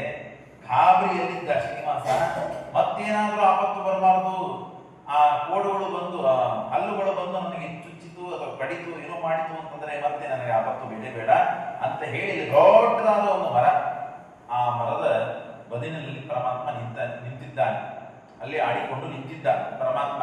ಶ್ಯಾಮಾಕಾರ ಜಿತ್ವ ದೈತ್ಯಂ ವೃಷಭ ನಾಮಕಂ ಗರ್ಜಂತಹ ಕೋಸಿ. ಆದರೆ ಆ ಹಂದಿಗಳು ಅಂದ್ರೆ ಇಂಥದ್ದು ನಮ್ಮ ಹುಬ್ಳಿಯಲ್ಲಿ ಸಿಗ್ತಾವಲ್ಲ ಕರಿ ಹಂದಿಗಳು, ಹಾಗಲ್ಲ. ಮತ್ತೆಂಥದ್ದು ಶುಭ್ರವಾದ ಬಿಳಿಯಾದ ಹಂದಿಗಳು. ಆ ಶುಭ್ರವಾದಂತಹ ಹಂದಿಗಳು, ಅದಕ್ಕೆಲ್ಲ ಲಕ್ಷಣಗಳಿವೆ. ಈ ಎಲ್ಲ ಹಂದಿಗಳನ್ನು ನೋಡಿದ್ರೆ ವಾಸನೆ ಬರ್ತದೆ. ಅದು ವಾಸನೆಯ ಭಾರಿ ಸುಂದರವಾದ ವಾಸನೆಗಳು, ಸುಗಂಧಭರಿತವಾದ ವಾಸನೆ. ತಾನು ದೃಷ್ಟ ಅಲ್ಲಿ ಶಾಟಿ ಕಾಣಿತು. ಮೊದಲಿಗೆ ಗಿಡದ ಹತ್ರ ತಾನು ಬಚ್ಚಿಕೊಂಡು ಇದ್ದ ಶ್ರೀನಿವಾಸ. ಯಾರು ನೀನು? ಅಲ್ಯಾಕೆ ಬಂದಿದ್ದಿ? ನಮ್ಮ ಮನ ಇದು, ನಮ್ಮ ಕಾಡು, ನಮ್ಮ ಸ್ಥಳ ಇದು, ಇಲ್ಯಾರು ಬಂದಿದ್ದಿ ಮನುಷ್ಯ ನೀನು ಅಂತ ಗಟ್ಟಿ ಧ್ವನಿಯಿಂದ ಮನುಷ್ಯವಾಣಿಯಿಂದಲೇ ಒದರ್ತಾರೆ ವರಾಹರೂಪಿಯಾದ ಪರಮಾತ್ಮ. ತಾನು ದೃಷ್ಟ ಜಗದೀತಸ್ತು ತತ್ರಲೀನೋ ಭವದ್ದರಿ. ಇದನ್ನು ಕೇಳಿ ಮತ್ತಷ್ಟು ಖಾತ್ರಿ ಆಗ್ಬಿಡ್ತಾನೆ. ಮತ್ತೆ ಒಳಗೆ ಇರ್ತಾನೆ. ಆಗ ಲೀನಂ ವೆಂಕಟೇಶ ಸಣ್ಣ ಕಣ್ಣಿನಿಂದ ನೋಡಿದ. ನೋಡ್ತಾರೆ ವರಾಹರೂಪಿ, ನನ್ನ ಗೆಳೆಯರು, ನಾನು ಇವ್ರು ಭೇಟಿ ಆಗಿದ್ದೀನಿ ಹಿಂದಕ್ಕೆ, ನನಗೆ ಗೊತ್ತು ಇವರು ಬಂದಿದ್ದಾದ ಮೇಲೆ ನನಗೆ ನಂಜು ಕಾರಣವಿಲ್ಲ ಅಂತ ಹೇಳಿ ಆ ಪರಮಾತ್ಮ ಧೈರ್ಯದಿಂದ ಹೊರಗೆ ಬಂದು ಆಗ ವರಾಹವದನೋ ಹರಿ ಎದುರಾಬದಲ್ಲಿ ಭೇಟಿಯಾಗಿದೆ. ವೆಂಕಟೇಶ ದೇವರು ವರಾಹರೂಪಿಯಾದ ಪರಮಾತ್ಮ ನೋಡ್ತಾ ಇದ್ದಾರೆ. ವರಾಹರೂಪಿಯಾದ ಪರಮಾತ್ಮ ವೆಂಕಟೇಶ ರೂಪಿಯಾದ ಪರಮಾತ್ಮ ನೋಡ್ತಾ ಇದ್ದಾನೆ. ನೋಡಿ ಉವಾಚ ವಚನಂ ದೇವಂ ಧೈರ್ಯಂ ಆಲಂಬ್ಯ ಬುದ್ಧಿಮಾನ್ ಸೋಪಿ ಶ್ವೇತವರಾಹಂತಂ ಜಾನಂ ಮನ್ವಿಕಸ್ತದ ನಿರೀಕ್ಷಮಾಣ ಸೋತ್ಕಂಠಃ. ಆಗ ಶ್ವೇತವರಾರೂಪಿಯಾದ ಪರಮಾತ್ಮ ಎದುರಿಗೆ ಬಂದರೆ ದೇವತೆಗಳೆಲ್ಲ ಪುಷ್ಪವೃಷ್ಟಿ ಮಾಡ್ತಾ ಇದ್ದಾರೆ. ನಾವು ಡಬಲ್ ರೋಡ್ ನೋಡ್ತಿರ್ತೀವಿ, ಡೂಪ್ಲಿಕೇಟ್ ಪಾರ್ಟ್ಗಳನ್ನು ನೋಡ್ತಿರ್ತೇವೆ, ಅಥವಾ ಅವಳಿ ಜವಳಿಗಳು ಇರ್ತಾರೆ. ಆದ್ರೆ ಇಲ್ಲಿ ಪರಮಾತ್ಮ ಹಾಗಿಲ್ಲ. ಸಚ್ಚಿದಾನಂದ ವಿಗ್ರಹ ರೂಪಿಯಾದ ಪರಮಾತ್ಮ, ಮತ್ತೊಂದು ಕಡೆ ಸಚ್ಚಿದಾನಂದ ವಿಗ್ರಹ ರೂಪಿಯಾದ ಪರಮಾತ್ಮ. ಹೇಗೆ ರಾಮ ಮತ್ತು ಪರಶುರಾಮ ದೇವರು ಅನ್ಯೋನ್ಯವಾಗಿ ತಾವು ಯುದ್ಧವಾಡಿದಂತೆ ನಾಟಕ ಮಾಡಿದ್ರು ಅಥವಾ ಎದುರಿಗೆ ಬಂದ್ರು, ವೇದವ್ಯಾಸ ದೇವರು ಕೃಷ್ಣ ಪರಮಾತ್ಮ ಹೇಗೆ ಅಲ್ಲೆಲ್ಲ ಕಾಣತಾರಲ್ಲ ಉಭಯ ರೂಪದಿಂದ, ಹಾಗೆ ಇಲ್ಲಿ ಪರಮಾತ್ಮ ಒಬ್ಬನೇ ಆಗಿದ್ದರು, ಅನಂತ ರೂಪಿಯಾಗಿದ್ದಾನೆ. ಇಲ್ಲಿ ಅನ್ಯೋನ್ಯವಾಗಿ ಎಲ್ಲರೂ ನೋಡಿದ್ದಾನೆ. ಕ್ರೂಢ ರೂಪೋ ನಾರಾಯಣ ಸಾಕ್ಷಾತ್ ವಿಧ್ವಂಸ ವಿರಾಜಿತವು ಪೂಜಿತು ಭಾಷಣಂ. ಪರಸ್ಪರ ಮಾತನಾಡ್ತಾ ಇದ್ದಾರೆ. ಯಾಕೆ ಇಲ್ಲಿ ಬಂದಿ? ಏನಾಯ್ತು ನಿನಗೆ? ವೈಕುಂಠವನ್ನು ಬಿಟ್ಟು ಇಲ್ಯಾಕೆ ಬಂದಿ? ಇಷ್ಟು ನಡೀತಾ ಇರಬೇಕಾದಾಗ ಸಾಮಾನ್ಯವಾಗಿ ಎಲ್ಲ ಚರಿತ್ರೆ ಅಥವಾ ಎಲ್ಲ ಇತಿಹಾಸ, ಎಲ್ಲರ ಹಣೆಬರ ಗೊತ್ತಿದ್ದು ಪರಮಾತ್ಮನ ಹಣೆಬರ, ಪರಮಾತ್ಮನಿಗೆ ಮತ್ತೊಬ್ಬ ರೂಪಿಯಾದ ಪರಮಾತ್ಮನಿಗೆ ಆದ ಘಟನೆಯನ್ನ ಹೇಳುವ ಪ್ರಸಂಗ. ಇದನ್ನೆಲ್ಲ ನೋಡಿ ಎಲ್ಲಾ ದೇವತೆಗಳಿಗೆ ಸಂತೋಷವಾಯಿತು. ಕೆಲವು ಘಟನೆಗಳು ನಮಗೆ ಸಂತೋಷವಾಗದೇ ಇದ್ದರೂ ದೇವತೆಗಳಿಗೆ ಸಂತೋಷವಾಗ್ತದೆ. ಯಾಕೆ ಸಂತೋಷವಾಗ್ತದೆ? ದೇವರು ಏನು ಅಂತ ದೇವತೆಗಳಿಗೆ ಗೊತ್ತು. ಕೆಲವರೆಲ್ಲ ಕೂತು ಕೆಲವೊಮ್ಮೆ ನಿನಗೆ ಗೊತ್ತಾಗಲಿ ಕೊಡು, ಸುಮ್ಕೊಂಡು ನೀನು ಸಣ್ಣ ಹುಡುಗಿ ನಿನಗೆ ಗೊತ್ತಾಗ್ತದೆ, ಯಾಕೆ ಸಂತೋಷ ಪಡ್ಲಿದ್ದೀರಿ ಅಂತ ಬಗ್ಲಿಗೆ ಚಿಕ್ಕ ಮಕ್ಕಳು ಕೇಳ್ತಾರೆ. ಯಾಕೆ ಇಷ್ಟು ಅಳ್ತಾ ಇದ್ದೀರಿ ಅಂತ ಕೇಳ್ತಾರೆ. ದುಃಖ ಸುಖಗಳಿಗೆ ಆ ಪ್ರಸಂಗ, ಆ ಸಂದರ್ಭಗಳನ್ನ ಗೊತ್ತಾಗದೇ ಇದ್ದ ಸಣ್ಣ ಮಕ್ಕಳು ಅಥವಾ ತಿಳಿಯದೇ ಇದ್ದಂತಹ ವ್ಯಕ್ತಿಗಳು ಹೇಗೆ ಕೇಳುತ್ತಿರ್ತಾರಲ್ಲ, ಹಾಗೆ ದೇವತೆಗಳು ಈ ಅದ್ಭುತವಾದಂತಹ ದೃಶ್ಯವನ್ನು ಕಂಡು ಸಂತೋಷಪಟ್ಟು ಪುಷ್ಪವೃಷ್ಟಿ ಮಾಡ್ತಾರೆ. ಯಾಕೆಂದ್ರೆ ದೇವರ ಎದುರುಗಡೆ ಬಂದು ಪರಸ್ಪರವಾಗಿ ಮಾತನಾಡೋದು ಇದು ಅತ್ಯಂತ ಆಶ್ಚರ್ಯಕರವಾದದ್ದು. ಯಾಕೆ ಈ ಪರಮಾತ್ಮ ಮಾಡ್ತಾನೆ ಅಂದ್ರೆ ಯಥಾ ಯುಗಂ ಯಥಾ ದೇಶಂ ಯಥಾ ಕಾಲಂ ಯಥಾ ಯಮಃ ತಥಾವತಾರ ವಾಕಿಂಚನ್ ರಮತೆ ಪ್ರಾಕೃತೋ ಯಥಾ. ಪ್ರಾಕೃತ ಅಂದ್ರೆ ಸಜ್ಜನರು ಅಥವಾ ಜನರು ಭೂಮಿಯಲ್ಲಿ ಪರಸ್ಪರವಾಗಿ ಮಾತನಾಡಿ ಹೇಗೆ ನಾಟಕ ಮಾಡ್ತಾರೋ ಅಥವಾ ವ್ಯವಹಾರಗಳನ್ನು ಮಾಡ್ತಾರೋ, ಕಳ್ಳತನ ಮಾಡ್ತಾರೋ, ಹಾಗೆ ಪರಮಾತ್ಮ ಕೂಡ ಭೂಮಿಯಲ್ಲಿ ಅವತಾರ ಮಾಡಿದಾಗ ಅವನ ದೇವರು ಅಂತ ಎಲ್ಲ ಕಡೆ ಹೇಳ್ಕೊಂಡ್ರೆ ಹೇಳೋದಿಲ್ಲ. ಅವನು ದೇವರು ಅಂತ ಹೇಳ್ತಾ ಇಲ್ಲ. ಪ್ರಾಕೃತೆ ಯಥಾ, ಮನುಷ್ಯರು ಹೇಗೆ ವರ್ತನೆ ಮಾಡಬೇಕು ಹಾಗೆ ವರ್ತನೆ ಮಾಡ್ತಾ ಇದ್ದಾನೆ. ಇದನ್ನು ಕಂಡು ಸಂತೋಷ ಪಡ್ತಾ ಇದ್ದಾರೆ. ಇದು ಹೀಗೆ ಮಾಡಬೇಕು ಅಂತ ಶಾಸ್ತ್ರ ತಿಳಿಸಿಕೊಡ್ತದೆ. ಶ್ರೀಮದಾಚಾರ್ಯರು ತಿಳಿಸಿಕೊಡ್ತಾರೆ. ದೇವತೆಗಳು ಭೂಮಿ ಮೇಲೆ ಅವತಾರ ಮಾಡಿದಾಗ ಅವರು ದೇವತೆಗಳು ಅಂತ ಗುರುತಾಗಬಾರದು, ಯಾರಿಗೂ ಗೊತ್ತಾಗಬಾರದು. ಗೊತ್ತಾಯಿತು ಅಂತಂದ್ರೆ ಅವರು ಬಹಳ ದಿನ ಭೂಮಿಯಲ್ಲಿ ಇರುವಂತೆ ಇಲ್ಲ. ಗಂಗಾದೇವಿ ಸಂದರ್ಭದಲ್ಲಿ ಹೇಳ್ತಾರೆ, ಶಂತನುವಿನ ಸಂದರ್ಭ, ಗಂಗಾದೇವಿ ಬಂದು ಶಂತನು ಮದುವೆ ಮಾಡ್ಕೋ ಅಂತ ಹೇಳ್ಬೇಕಾದಾಗ, ನೀನು ಯಾರು? ಸಾಮಾನ್ಯ ಕನ್ಯೆ ಅಲ್ಲ ನೀನು ಬಂದ್ರೆ ಗಮ್ಮನೆ ವಾಸನೆ ಬರ್ತದೆ, ನಿನ್ನ ನೋಡಿದ್ರೆ ನೋಡ್ತಾನೆ ಇರ್ಬೇಕು ಅನಿಸ್ತದೆ. ಯಾವ ಭೂಮಿಯಲ್ಲಿದ್ದ ಮನುಷ್ಯನಿಗೆ ಇದ್ದ ಲಕ್ಷಣಗಳು ಯಾವುದನ್ನೇ ಕಾಣ್ತಾ ಇಲ್ಲ. ಭೂಮಿ ಸ್ಪರ್ಶವಿರೋದಿಲ್ಲ, ಪಿಶಾಚಿಗಳಂತೆ ಅಲ್ಲ, ಭೂಮಿಯ ಸ್ಪರ್ಶವಿರೋದಿಲ್ಲ. ಅನೇಕ ಲಕ್ಷಣಗಳನ್ನು ಹೇಳ್ತಾರೆ. ದೇವತೆಗಳು ಭೂಮಿ ಮೇಲೆ ಇದ್ದಾರೆ ಅಂತಂದ್ರೆ ಇಷ್ಟೆಲ್ಲ ಲಕ್ಷಣಗಳಿರ್ತದೆ. ಅವ್ರು ಒಂದು ವೇಳೆ ದೇವತೆಗಳು ಅಂತ ಗೊತ್ತಾಯಿತು ಅಂದ್ರೆ ಅವ್ರು ಭೂಮಿಯ ಮೇಲೆ ಇರಬೇಕು, ಮೇಲೆ ಹೋಗುವಂತ ಪರಿಸ್ಥಿತಿ. ದೇವರು ಹೇಳುವವರೆಗೂ ಇತ್ಯಾದಿಗಳೆಲ್ಲ ಇವೆ. ಹಾಗಾಗಿ ಧರ್ಮೋಹಿ ಸರ್ವವಿದುಷಾಂ ಅಭಿದೇವತಾನಾಂ ಪ್ರಾಪ್ತೇ ನರೇಶ್ವರನೇ ನರ್ವತ್ ಪ್ರವೃತ್ತಿ ಅಂತ ಶ್ರೀಮದಾಚಾರ್ಯರು ನಿರ್ಣಯವನ್ನು ಕೊಡ್ತಾರೆ. ದೇ ಕೃಷ್ಣನಾದಾಗಲೂ ಹಾಗೆ ಮಾಡಿದ, ರಾಮನಾದಾಗಲೂ ಹಾಗೆ ಮಾಡಿದ, ಅನೇಕ ಅವತಾರಗಳನ್ನು ತಾಳಿನಾಗಲೂ ಕೂಡ ಪರಮಾತ್ಮ ಭೂಮಿ ಮೇಲೆ ಹುಟ್ಟಿದಾಗ ಭೂಮಿಯಲ್ಲಿ ಇದ್ದ ಅವಸ್ಥೆಗಳು ತಾನು ತಾಳಿಕೊಂಡು ಹಾಗೆ ಇರ್ತಾನೆ ಹೊರತು ಅದನ್ನ ಮೀರಿ ತಾನು ಹೋಗುವುದಿಲ್ಲ. ಹೀಗೆ ಪರಸ್ಪರವಾಗಿ ಮಾತನಾಡ್ತಾ ಇರಬೇಕಾದ ಗತೆ ದೇವಗಣೆ ತತ್ರ ವರಾಹೋ ಹರಿಮಬ್ರವಿ, ಎಲ್ಲ ದೇವತೆಗಳು ಸಂತೋಷಪಟ್ಟರು, ಸ್ತೋತ್ರ ಮಾಡಿದರು, ಎಲ್ಲರೂ ಹೊರಟು ಹೋಗ್ಬಿಟ್ರು. ಆಗ ಮತ್ತೆ ಪರಸ್ಪರ ಶ್ರೀನಿವಾಸ ವರಾಹರೂಪಿಯಾದ ಪರಮಾತ್ಮ ಇಬ್ಬರೇ ಇದ್ದಾರೆ. ಆಗ ತ್ಯಕ್ವ ವೈಕುಂಠ ಲೋಕಂತೂ ಕಿಮರ್ಥಂ ತ್ವಮಿಹಾಗತಃ, ವೈಕುಂಠ ಲೋಕವನ್ನು ಬಿಟ್ಟು ಮತ್ತೆ ಇಲ್ಲಿ ಯಾಕೆ ಬಂದಿದ್ದಿ, ಏನು ಕಾರಣವಾಯಿತು ಅಂತ. ವೈಕುಂಠ ಚಲೋ ಮನಿ ಬಿಟ್ಟು ಯಾವ್ದಾದ್ರು ಗುಡಿಸಲಲ್ಲಿ ಬಂದಿರ್ತಾರ, ಯಾಕೆ ಬಂದಿಪ್ಪ ನೀನು, ಯಾಕಿಷ್ಟು ವೈರಾಗ್ಯ ಒಮ್ಮೆ ಅಂತ ವರಾಹರೂಪಿಯಾದ ಪರಮಾತ್ಮ ಶ್ರೀನಿವಾಸನಿಗೆ ಕೇಳಿದ್ರೆ ಏನ್ ಹೇಳಪ್ಪ ನನ್ನ ಹಣೆ ಬಾರ, ಇಂಥ ಅವಸ್ಥೆ ಬಂದ್ಬಿಡ್ತು, ಏನ್ ಹೇಳಿಕ್ ಬರುದಿಲ್ಲ, ಯಾರಿಗೆ ಯಾವ ಅವಸ್ಥೆ ಬರ್ತದೆ, ಎಲ್ಲ ಅವಸ್ಥೆಗಳನ್ನು ಕೂಡ ನಾವು ಅನುಸರಣೆ ಮಾಡ್ಲಿಕ್ಕೆ ಬೇಕು. ನಮ್ಮ ಪ್ರಾರಬ್ಧ ಏನ್ ಮಾಡ್ಲಿಕ್ಕೆ ಬರೋದಿಲ್ಲ. ಗುರು ಋಷಿಗಳು ಬಂದ್ರು, ಭಾರಿ ಬ್ರಾಹ್ಮಣರು ತೇಜಸ್ವಿಗಳು ಬಂದಾರೆ ಅಂತ ನಾನು ಅಷ್ಟು ವಿಚಾರ ಮಾಡೋದ್ರೊಳಗೆ ಬಂದು ಜೋರಾಗಿ ಎದಿಗೆ ಓದ್ಬಿಟ್ಟು ಬೃಹೋರಕ್ಕೆ ಪ್ರತಾಪಶ್ಚ ರಮಾ ಕೊಲ್ಲಾಪುರ ಅಂತ. ಆದ್ರೆ ಹಿಂಗೆ ಒದ್ದಿದ್ದಕ್ಕೆ ಆಯ್ತು ಹೊಡ್ಸ್ಕೊಂಡು ನಾನು ಅದನ್ನ ನನ್ ಬಿಟ್ಟು ಹೋದೋಳು ನನ್ನ ಹೆಂಡತಿ. ಹಾಗಾಗಿ ಲಕ್ಷ್ಮೀದೇವಿ ಸಿಟ್ಟಿಗೆ ಬಂದು ಕೊಲ್ಲಾಪುರಕ್ಕೆ ಹೋಗ್ಬಿಟ್ರು. ಹೇಗಿದೆ ನೋಡ್ರಿ, ಎರಡು ಕಡೆಯಿಂದ ಘಾತವಾದದ್ದು ಆಘಾತವಾದದ್ದು ನನಗೆ. ಆ ಬ್ರಾಹ್ಮಣ ಬಂದವನೇ ಬಂದು ಏನ್ ಬೇಕು ಕೇಳೋ ಅಂತ ಹೇಳಿದ್ರೆ ದೇವರು ಕೊಡೋಪ ಅಂತಂದ್ರೆ ನಾನು ಕೊಟ್ಬಿಡ್ತಿದ್ದೆ, ಬಂದು ನನಗೆ ಒದ್ದ. ಅದೊಂದು ನನಗೆ ಅವಮಾನ, ಏಟು ಬಿತ್ತು. ಎರಡನೇದು ಲಕ್ಷ್ಮೀದೇವಿ ಬಿಟ್ಟು ಹೋಗ್ಬಿಟ್ರು. ಈ ಎರಡು ಅವಸ್ಥೆ ನನಗಾಯ್ತು. ತೇನ ದುಃಖಿಯ ಸಂತಪ್ತ, ಮತ್ತೆ ಲಕ್ಷ್ಮೀದೇವಿನೇ ಇಲ್ಲ, ರಮಾದೇವಿನೇ ಇಲ್ಲ, ನಮಗೆ ನಾನು ವೈಕುಂಠದಲ್ಲಿ ಇದ್ದೇನ್ ಮಾಡ್ಬೇಕು ಅಂತ ಯಾರ ಜಂಜಾಟ ಬೇಡ, ಯಾರು ಸವಾಸ ಬೇಡ, ಆರಾಮಾಗಿರೋ ಒಂದ್ ಕಡೆಗೆ ಯಾವ ತಾಪತ್ರೆ ಬೇಡ ಅಂತನೋದಂತೆ ಬಂದು ಸಣ್ಣ ಹುದ್ದಿನಲ್ಲಿದ್ದರೆ ಈ ಊರಿನ ರಾಜ, ಆ ರಾಜನ ಭೃತ್ಯ ಅವನು ಬಂದು ತಲೆಗೆ ಏಟನ್ನು ಹೊಡೆದಿದ್ದ. ಕುಠಾರ ಕುಠಾರದಿಂದ ಆ ತಲೆಗೆ ಏಟು ಹೊಡೆದ. ಅದಕ್ಕಾಗಿ ರಕ್ತ ಹರಿತಾ ಇತ್ತು. ಬೃಹಸ್ಪತ್ಯಾಚಾರ್ಯರು ಈ ಔಷಧಿಯನ್ನ ಮಾಡಿಕೊಳ್ಳುವಂತ ಉಪಾಯವನ್ನು ಹೇಳಿದ್ರು. ಆ ಔಷಧಿಗಾಗಿಯೇ ಹುಡುಕ್ತಾ ಬಂದೆ, ಅಕಸ್ಮಾತ್ ನಿಮ್ಮ ದರ್ಶನವಾಯಿತು. ಯಾಕೆ ಪರಮಾತ್ಮ ವರಾಹದೇವರು ಬಂದಾಗ ಹಂಚಿಕೊಂಡು, ಪುರಾಣದಲ್ಲಿ ನಾವು ಕೇಳ್ತೀವಿ ಹಂಚಿಕೊಂಡು ಪರಮಾತ್ಮ ಅಲ್ಲಿ ಬಚ್ಚಿಕೊಂಡು ಇದ್ದ ಅಂತ. ಬಚ್ಚಿಕೊಂಡಿದ್ದು ಅಂಜಿ ಅಲ್ಲ, ಅವನಿಗೆ ಅಂಜಿಕ್ಕಿಲ್ಲ. ಮತ್ತ್ಯಾಕೆ ಅಂಜಿದ್ದಾನೆ ಅಂತ ಸಲುವಾಗಿ ಯುಗಾನುಸಾರ ಮಾಡಬೇಕು ಪರಮಾತ್ಮ ಮಾಡಿದ. ಮತ್ತೊಂದು ಕಾರಣಕ್ಕಾಗಿ, ಮತ್ತೊಂದು ಏನ್ ಕಾರಣ ಇತ್ತು ಪುರಾಣ ತಿಳಿಸ್ತದೆ. ಇವನು ಇಲ್ಲಿ ಬಂದಿದ್ದು ವರಾಹದೇವರಿಗೆ ಹೇಳಿದ್ದೇ ಇಲ್ಲ. ಈ ಭೂಮಿಯೆಲ್ಲ ಯಾರ್ದು? ವರಾಹದೇವರದು. ಹಾಗಾಗಿ ವರಾಹದೇವರಿಗೆ ಹೇಳಿ ಅಪ್ಪಣೆ ತೆಗೆದುಕೊಂಡು ಇಲ್ಲಿ ಇರ್ಬೇಕು, ತಾನು ವಾಸ ಮಾಡಬೇಕು. ಆದ್ರೆ ಅದು ಮಾಡಿಲ್ಲ. ಅದು ಹೇಳಿದ್ರೆ ಮತ್ತೆ ಬಾಡಿಗೆ ಕೊಡ್ಬೇಕಾಗ್ತದೆ. ಎಷ್ಟು ಸಾಧ್ಯವಿದೆಯೋ ಅಷ್ಟು ಅವರಿಗೆ ಗೊತ್ತಿಲ್ಲದಂತೆ ಇರೋಣ. ಯಾವ ಸ್ಥಿತಿ ಹೋಗಿ ಇಷ್ಟು ದಿವಸ ಬಂದಾಯ್ತು ಇಲ್ಲಿದ್ದು ಅಂತ ಹೇಳಿದ್ರೆ ಆಯ್ತು ಅಂತ ತಾನು ಸುಮ್ಮಿದ್ದ. ಹಾಗಾಗಿ ದೈವೇನ ದೃಷ್ಟವಾನಸ್ಮಿ ತ್ವಾಮ ದೇಹ ಧರಾಧರಂ ಅತ್ರೈವಚ ನಿವಸಾಮೀತಿ ಸಂಕಲ್ಪೋ ಮಹೋರ್ತತೆ. ಇಲ್ಲ, ಹಾಗಾಗಿ ನಾನು ಬಂದೆ, ಇಲ್ಲೇ ಇದ್ದೇನೆ, ಇಲ್ಲೇ ಇರಬೇಕು ಅಂತ ಮನಸ್ಸು ಮಾಡಿದ್ದೇನೆ, ಇಚ್ಛಾ ಮಾಡಿದ್ದೇನೆ. ಹಾಗಾಗಿ ನಿಮ್ಮ ಅಪ್ಪಣೆ ಆದ್ರೆ ಇಲ್ಲಿ ಇರ್ತೇನೆ. ಎಷ್ಟು ದಿವಸ ಇರ್ತೀವಿ, ಏನೇನು ಅಗ್ರಿಮೆಂಟ್ ಮಾಡ್ಬೇಕು ಅಂತ ಕೇಳೋದಂತೆ ವರಾಹದೇವರು ಕೇಳಿದ್ರು. ಏನಿಲ್ಲ, ಯಾವತ್ ಕಲಿಯುಗ ಭವೇ, ಕಲಿಯುಗ ಮುಗಿಯುವವರೆಗೆ ನಾನು ಇಲ್ಲೇ ಇರ್ತೇನೆ, ಈ ಬೆಟ್ಟದಲ್ಲೇ ಇರ್ತೇನೆ, ನನಗೆ ಅವಕಾಶ ಕೊಡು.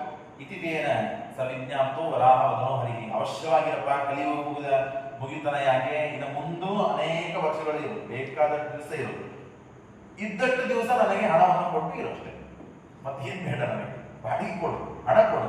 ಉವಾಚ ಮಾತ್ರ ಅವ ಎಷ್ಟು ಸಣ್ಣ ಧ್ವನಿಯಿಂದ ಪರಮಾತ್ಮ ನಾಟಕ ಮಾಡಿ ಹೇಳಿದ್ನೋ ಅಷ್ಟೇ ಸಣ್ಣ ಧ್ವನಿಯಿಂದ ನಾಟಕ ಮಾಡಿ ದೇವರು ಹೇಳ್ತಾ ಇದ್ದಾನೆ. ಸ್ಥಳ ಮೌಲ್ಯನ ಕೃಕ್ಷಿತ, ಹಣವನ್ನು ಕೊಟ್ಟು ಆರಾಮಾಗಿ ಬೇಕಾದಷ್ಟು ದಿನಗಳು ಯುಗಗಳು ನೀನು ಇಲ್ಲಿರ್ಲಿಕ್ಕೆ ಕಡ್ಡಿಯಿಂದ ಅವಶ್ಯವಾಗಿರು. ಇತಿ ವಾಕ್ಯಂ. ಅವನೇನ್ ಪರಮಾತ್ಮ ಏನು ವಿಚಾರ ಮಾಡಿದ್ದ, ಕಷ್ಟದಲ್ಲಿ ಇದ್ದೇನೆ, ಇನ್ನ ಇದ್ದ ಕಷ್ಟಗಳನ್ನ ಕೇಳಲಿಕ್ಕೆ ಯಾರು ಇಲ್ಲ ಅಂತ ಒದ್ದಾಡ್ತಾ ಇದ್ದೆ.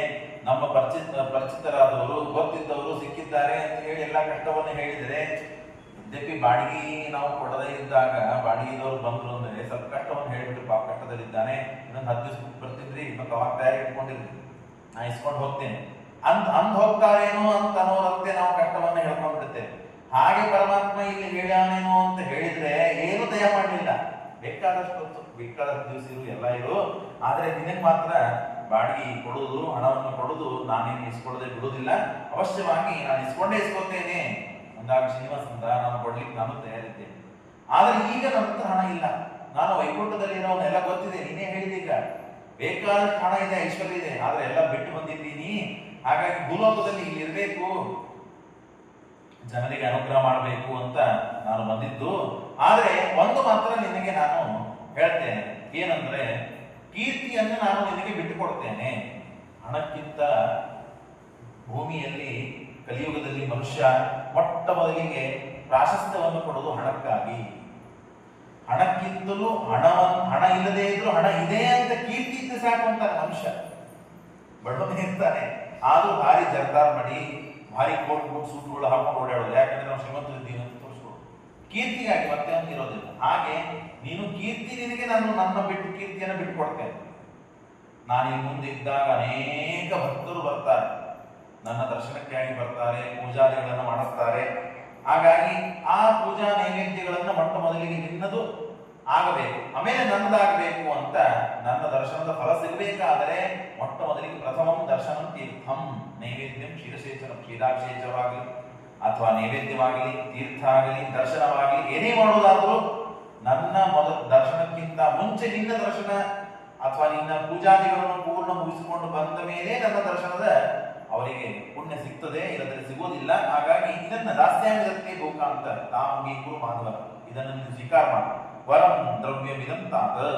ಹಾಗಾಗಿನೇ ನಾವು ತಿರುಪತಿಗೆ ಹೋದಾಗ ಮೊದಲಿಗೆ ವರಾಹದೇವರ ದರ್ಶನ ಮಾಡಿಕೊಂಡು ಆಮೇಲೆ ವೆಂಕಪ್ಪನ ದರ್ಶನ ಮಾಡಿಕೊಳ್ಳುವ ಪದ್ಧತಿ. ಯಾಕೆ? ಪುರಾಣದಲ್ಲಿ ಬಂದದ್ದು, ಸುಳ್ಳಲ್ಲ ಇದು. ಇತ್ಯುಕ್ತೋ ಹರಿಣಾದತ್ರ ಹರಗೆ ಸ್ಥಾನಕಾಂಕ್ಷಿಣಿ. ಹೀಗೆ ದೇವರಿಗೆ ಜಾಗ ಸಿಕ್ಕರೆ ಸಾಕಾಗಿತ್ತು, ಏನಾದರೂ ಆಗಲಿ. ಶತಪಾದಂ ಪಾದಶತ ಮಾತ್ರ, 100 ಪಾದದ ಭೂಮಿಯನ್ನ ತಾನು ಇಸ್ಕೊಂಡಿದ್ದಾನೆ. ಪರಸ್ಪರಂ ವಿನೋದೇನ, ವ್ಯವಹಾರ ಕಲಿಯುಗದಲ್ಲಿ ಮನುಷ್ಯ ಗಂಡ ಹೆಂಡತಿ ಅಥವಾ ತಂದೆ ಮಾವ, ತಂದೆ ಮಗ, ಏನು ವ್ಯವಹಾರ ಎಲ್ಲ ಸಂತಾಯಿ ಊಟಕ್ಕೆ ಹಾಕ್ತಾರೆ, ಎಲ್ಲ ಬೇಕಾದಷ್ಟೆಲ್ಲ ವೈಭವಗಳನ್ನು ಮಾಡ್ತಾರೆ, ಹಣ ಮಾತ್ರ ಕೊಡುವುದಿಲ್ಲ. ಬೇಕಾದಷ್ಟೆಲ್ಲ ಪ್ರೀತಿಯಿಂದ ಸಾಕ್ತಾರೆ, ತಂದೆನೇ ಮಗ ಆಗಲಿ, ಮಗನಿಗೆ ತಂದೆ ಆಗಲಿ, ಹೆಂಡತಿಗೆ ಎಲ್ಲ ಆಗಲಿ.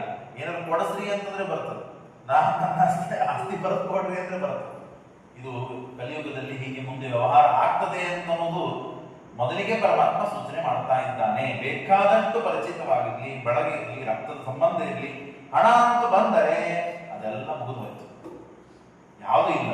ಅದರ ಬಗ್ಗೆ ಮಾತನಾಡಿದ್ರೆ ಅಲ್ಲಿವರೆಗೆ ಸಂಬಂಧ, ಅದರ ಮಾತು ಬಂತು ಸಂಬಂಧ ಮುಗಿತು ಅಂತ ಅನ್ನೋದಕ್ಕೆ ಪರಮಾತ್ಮ ಇಲ್ಲಿ ತೋರಿಸ್ತಾ ಇದ್ದಾನೆ. ಮುಂದೆ ಆಗ್ತದೆ ಪರಸ್ಪರ ವಿನೋದೇನ ಮೋಹನಾರ್ಥಂ ವ್ಯವಕ್ತಾನ.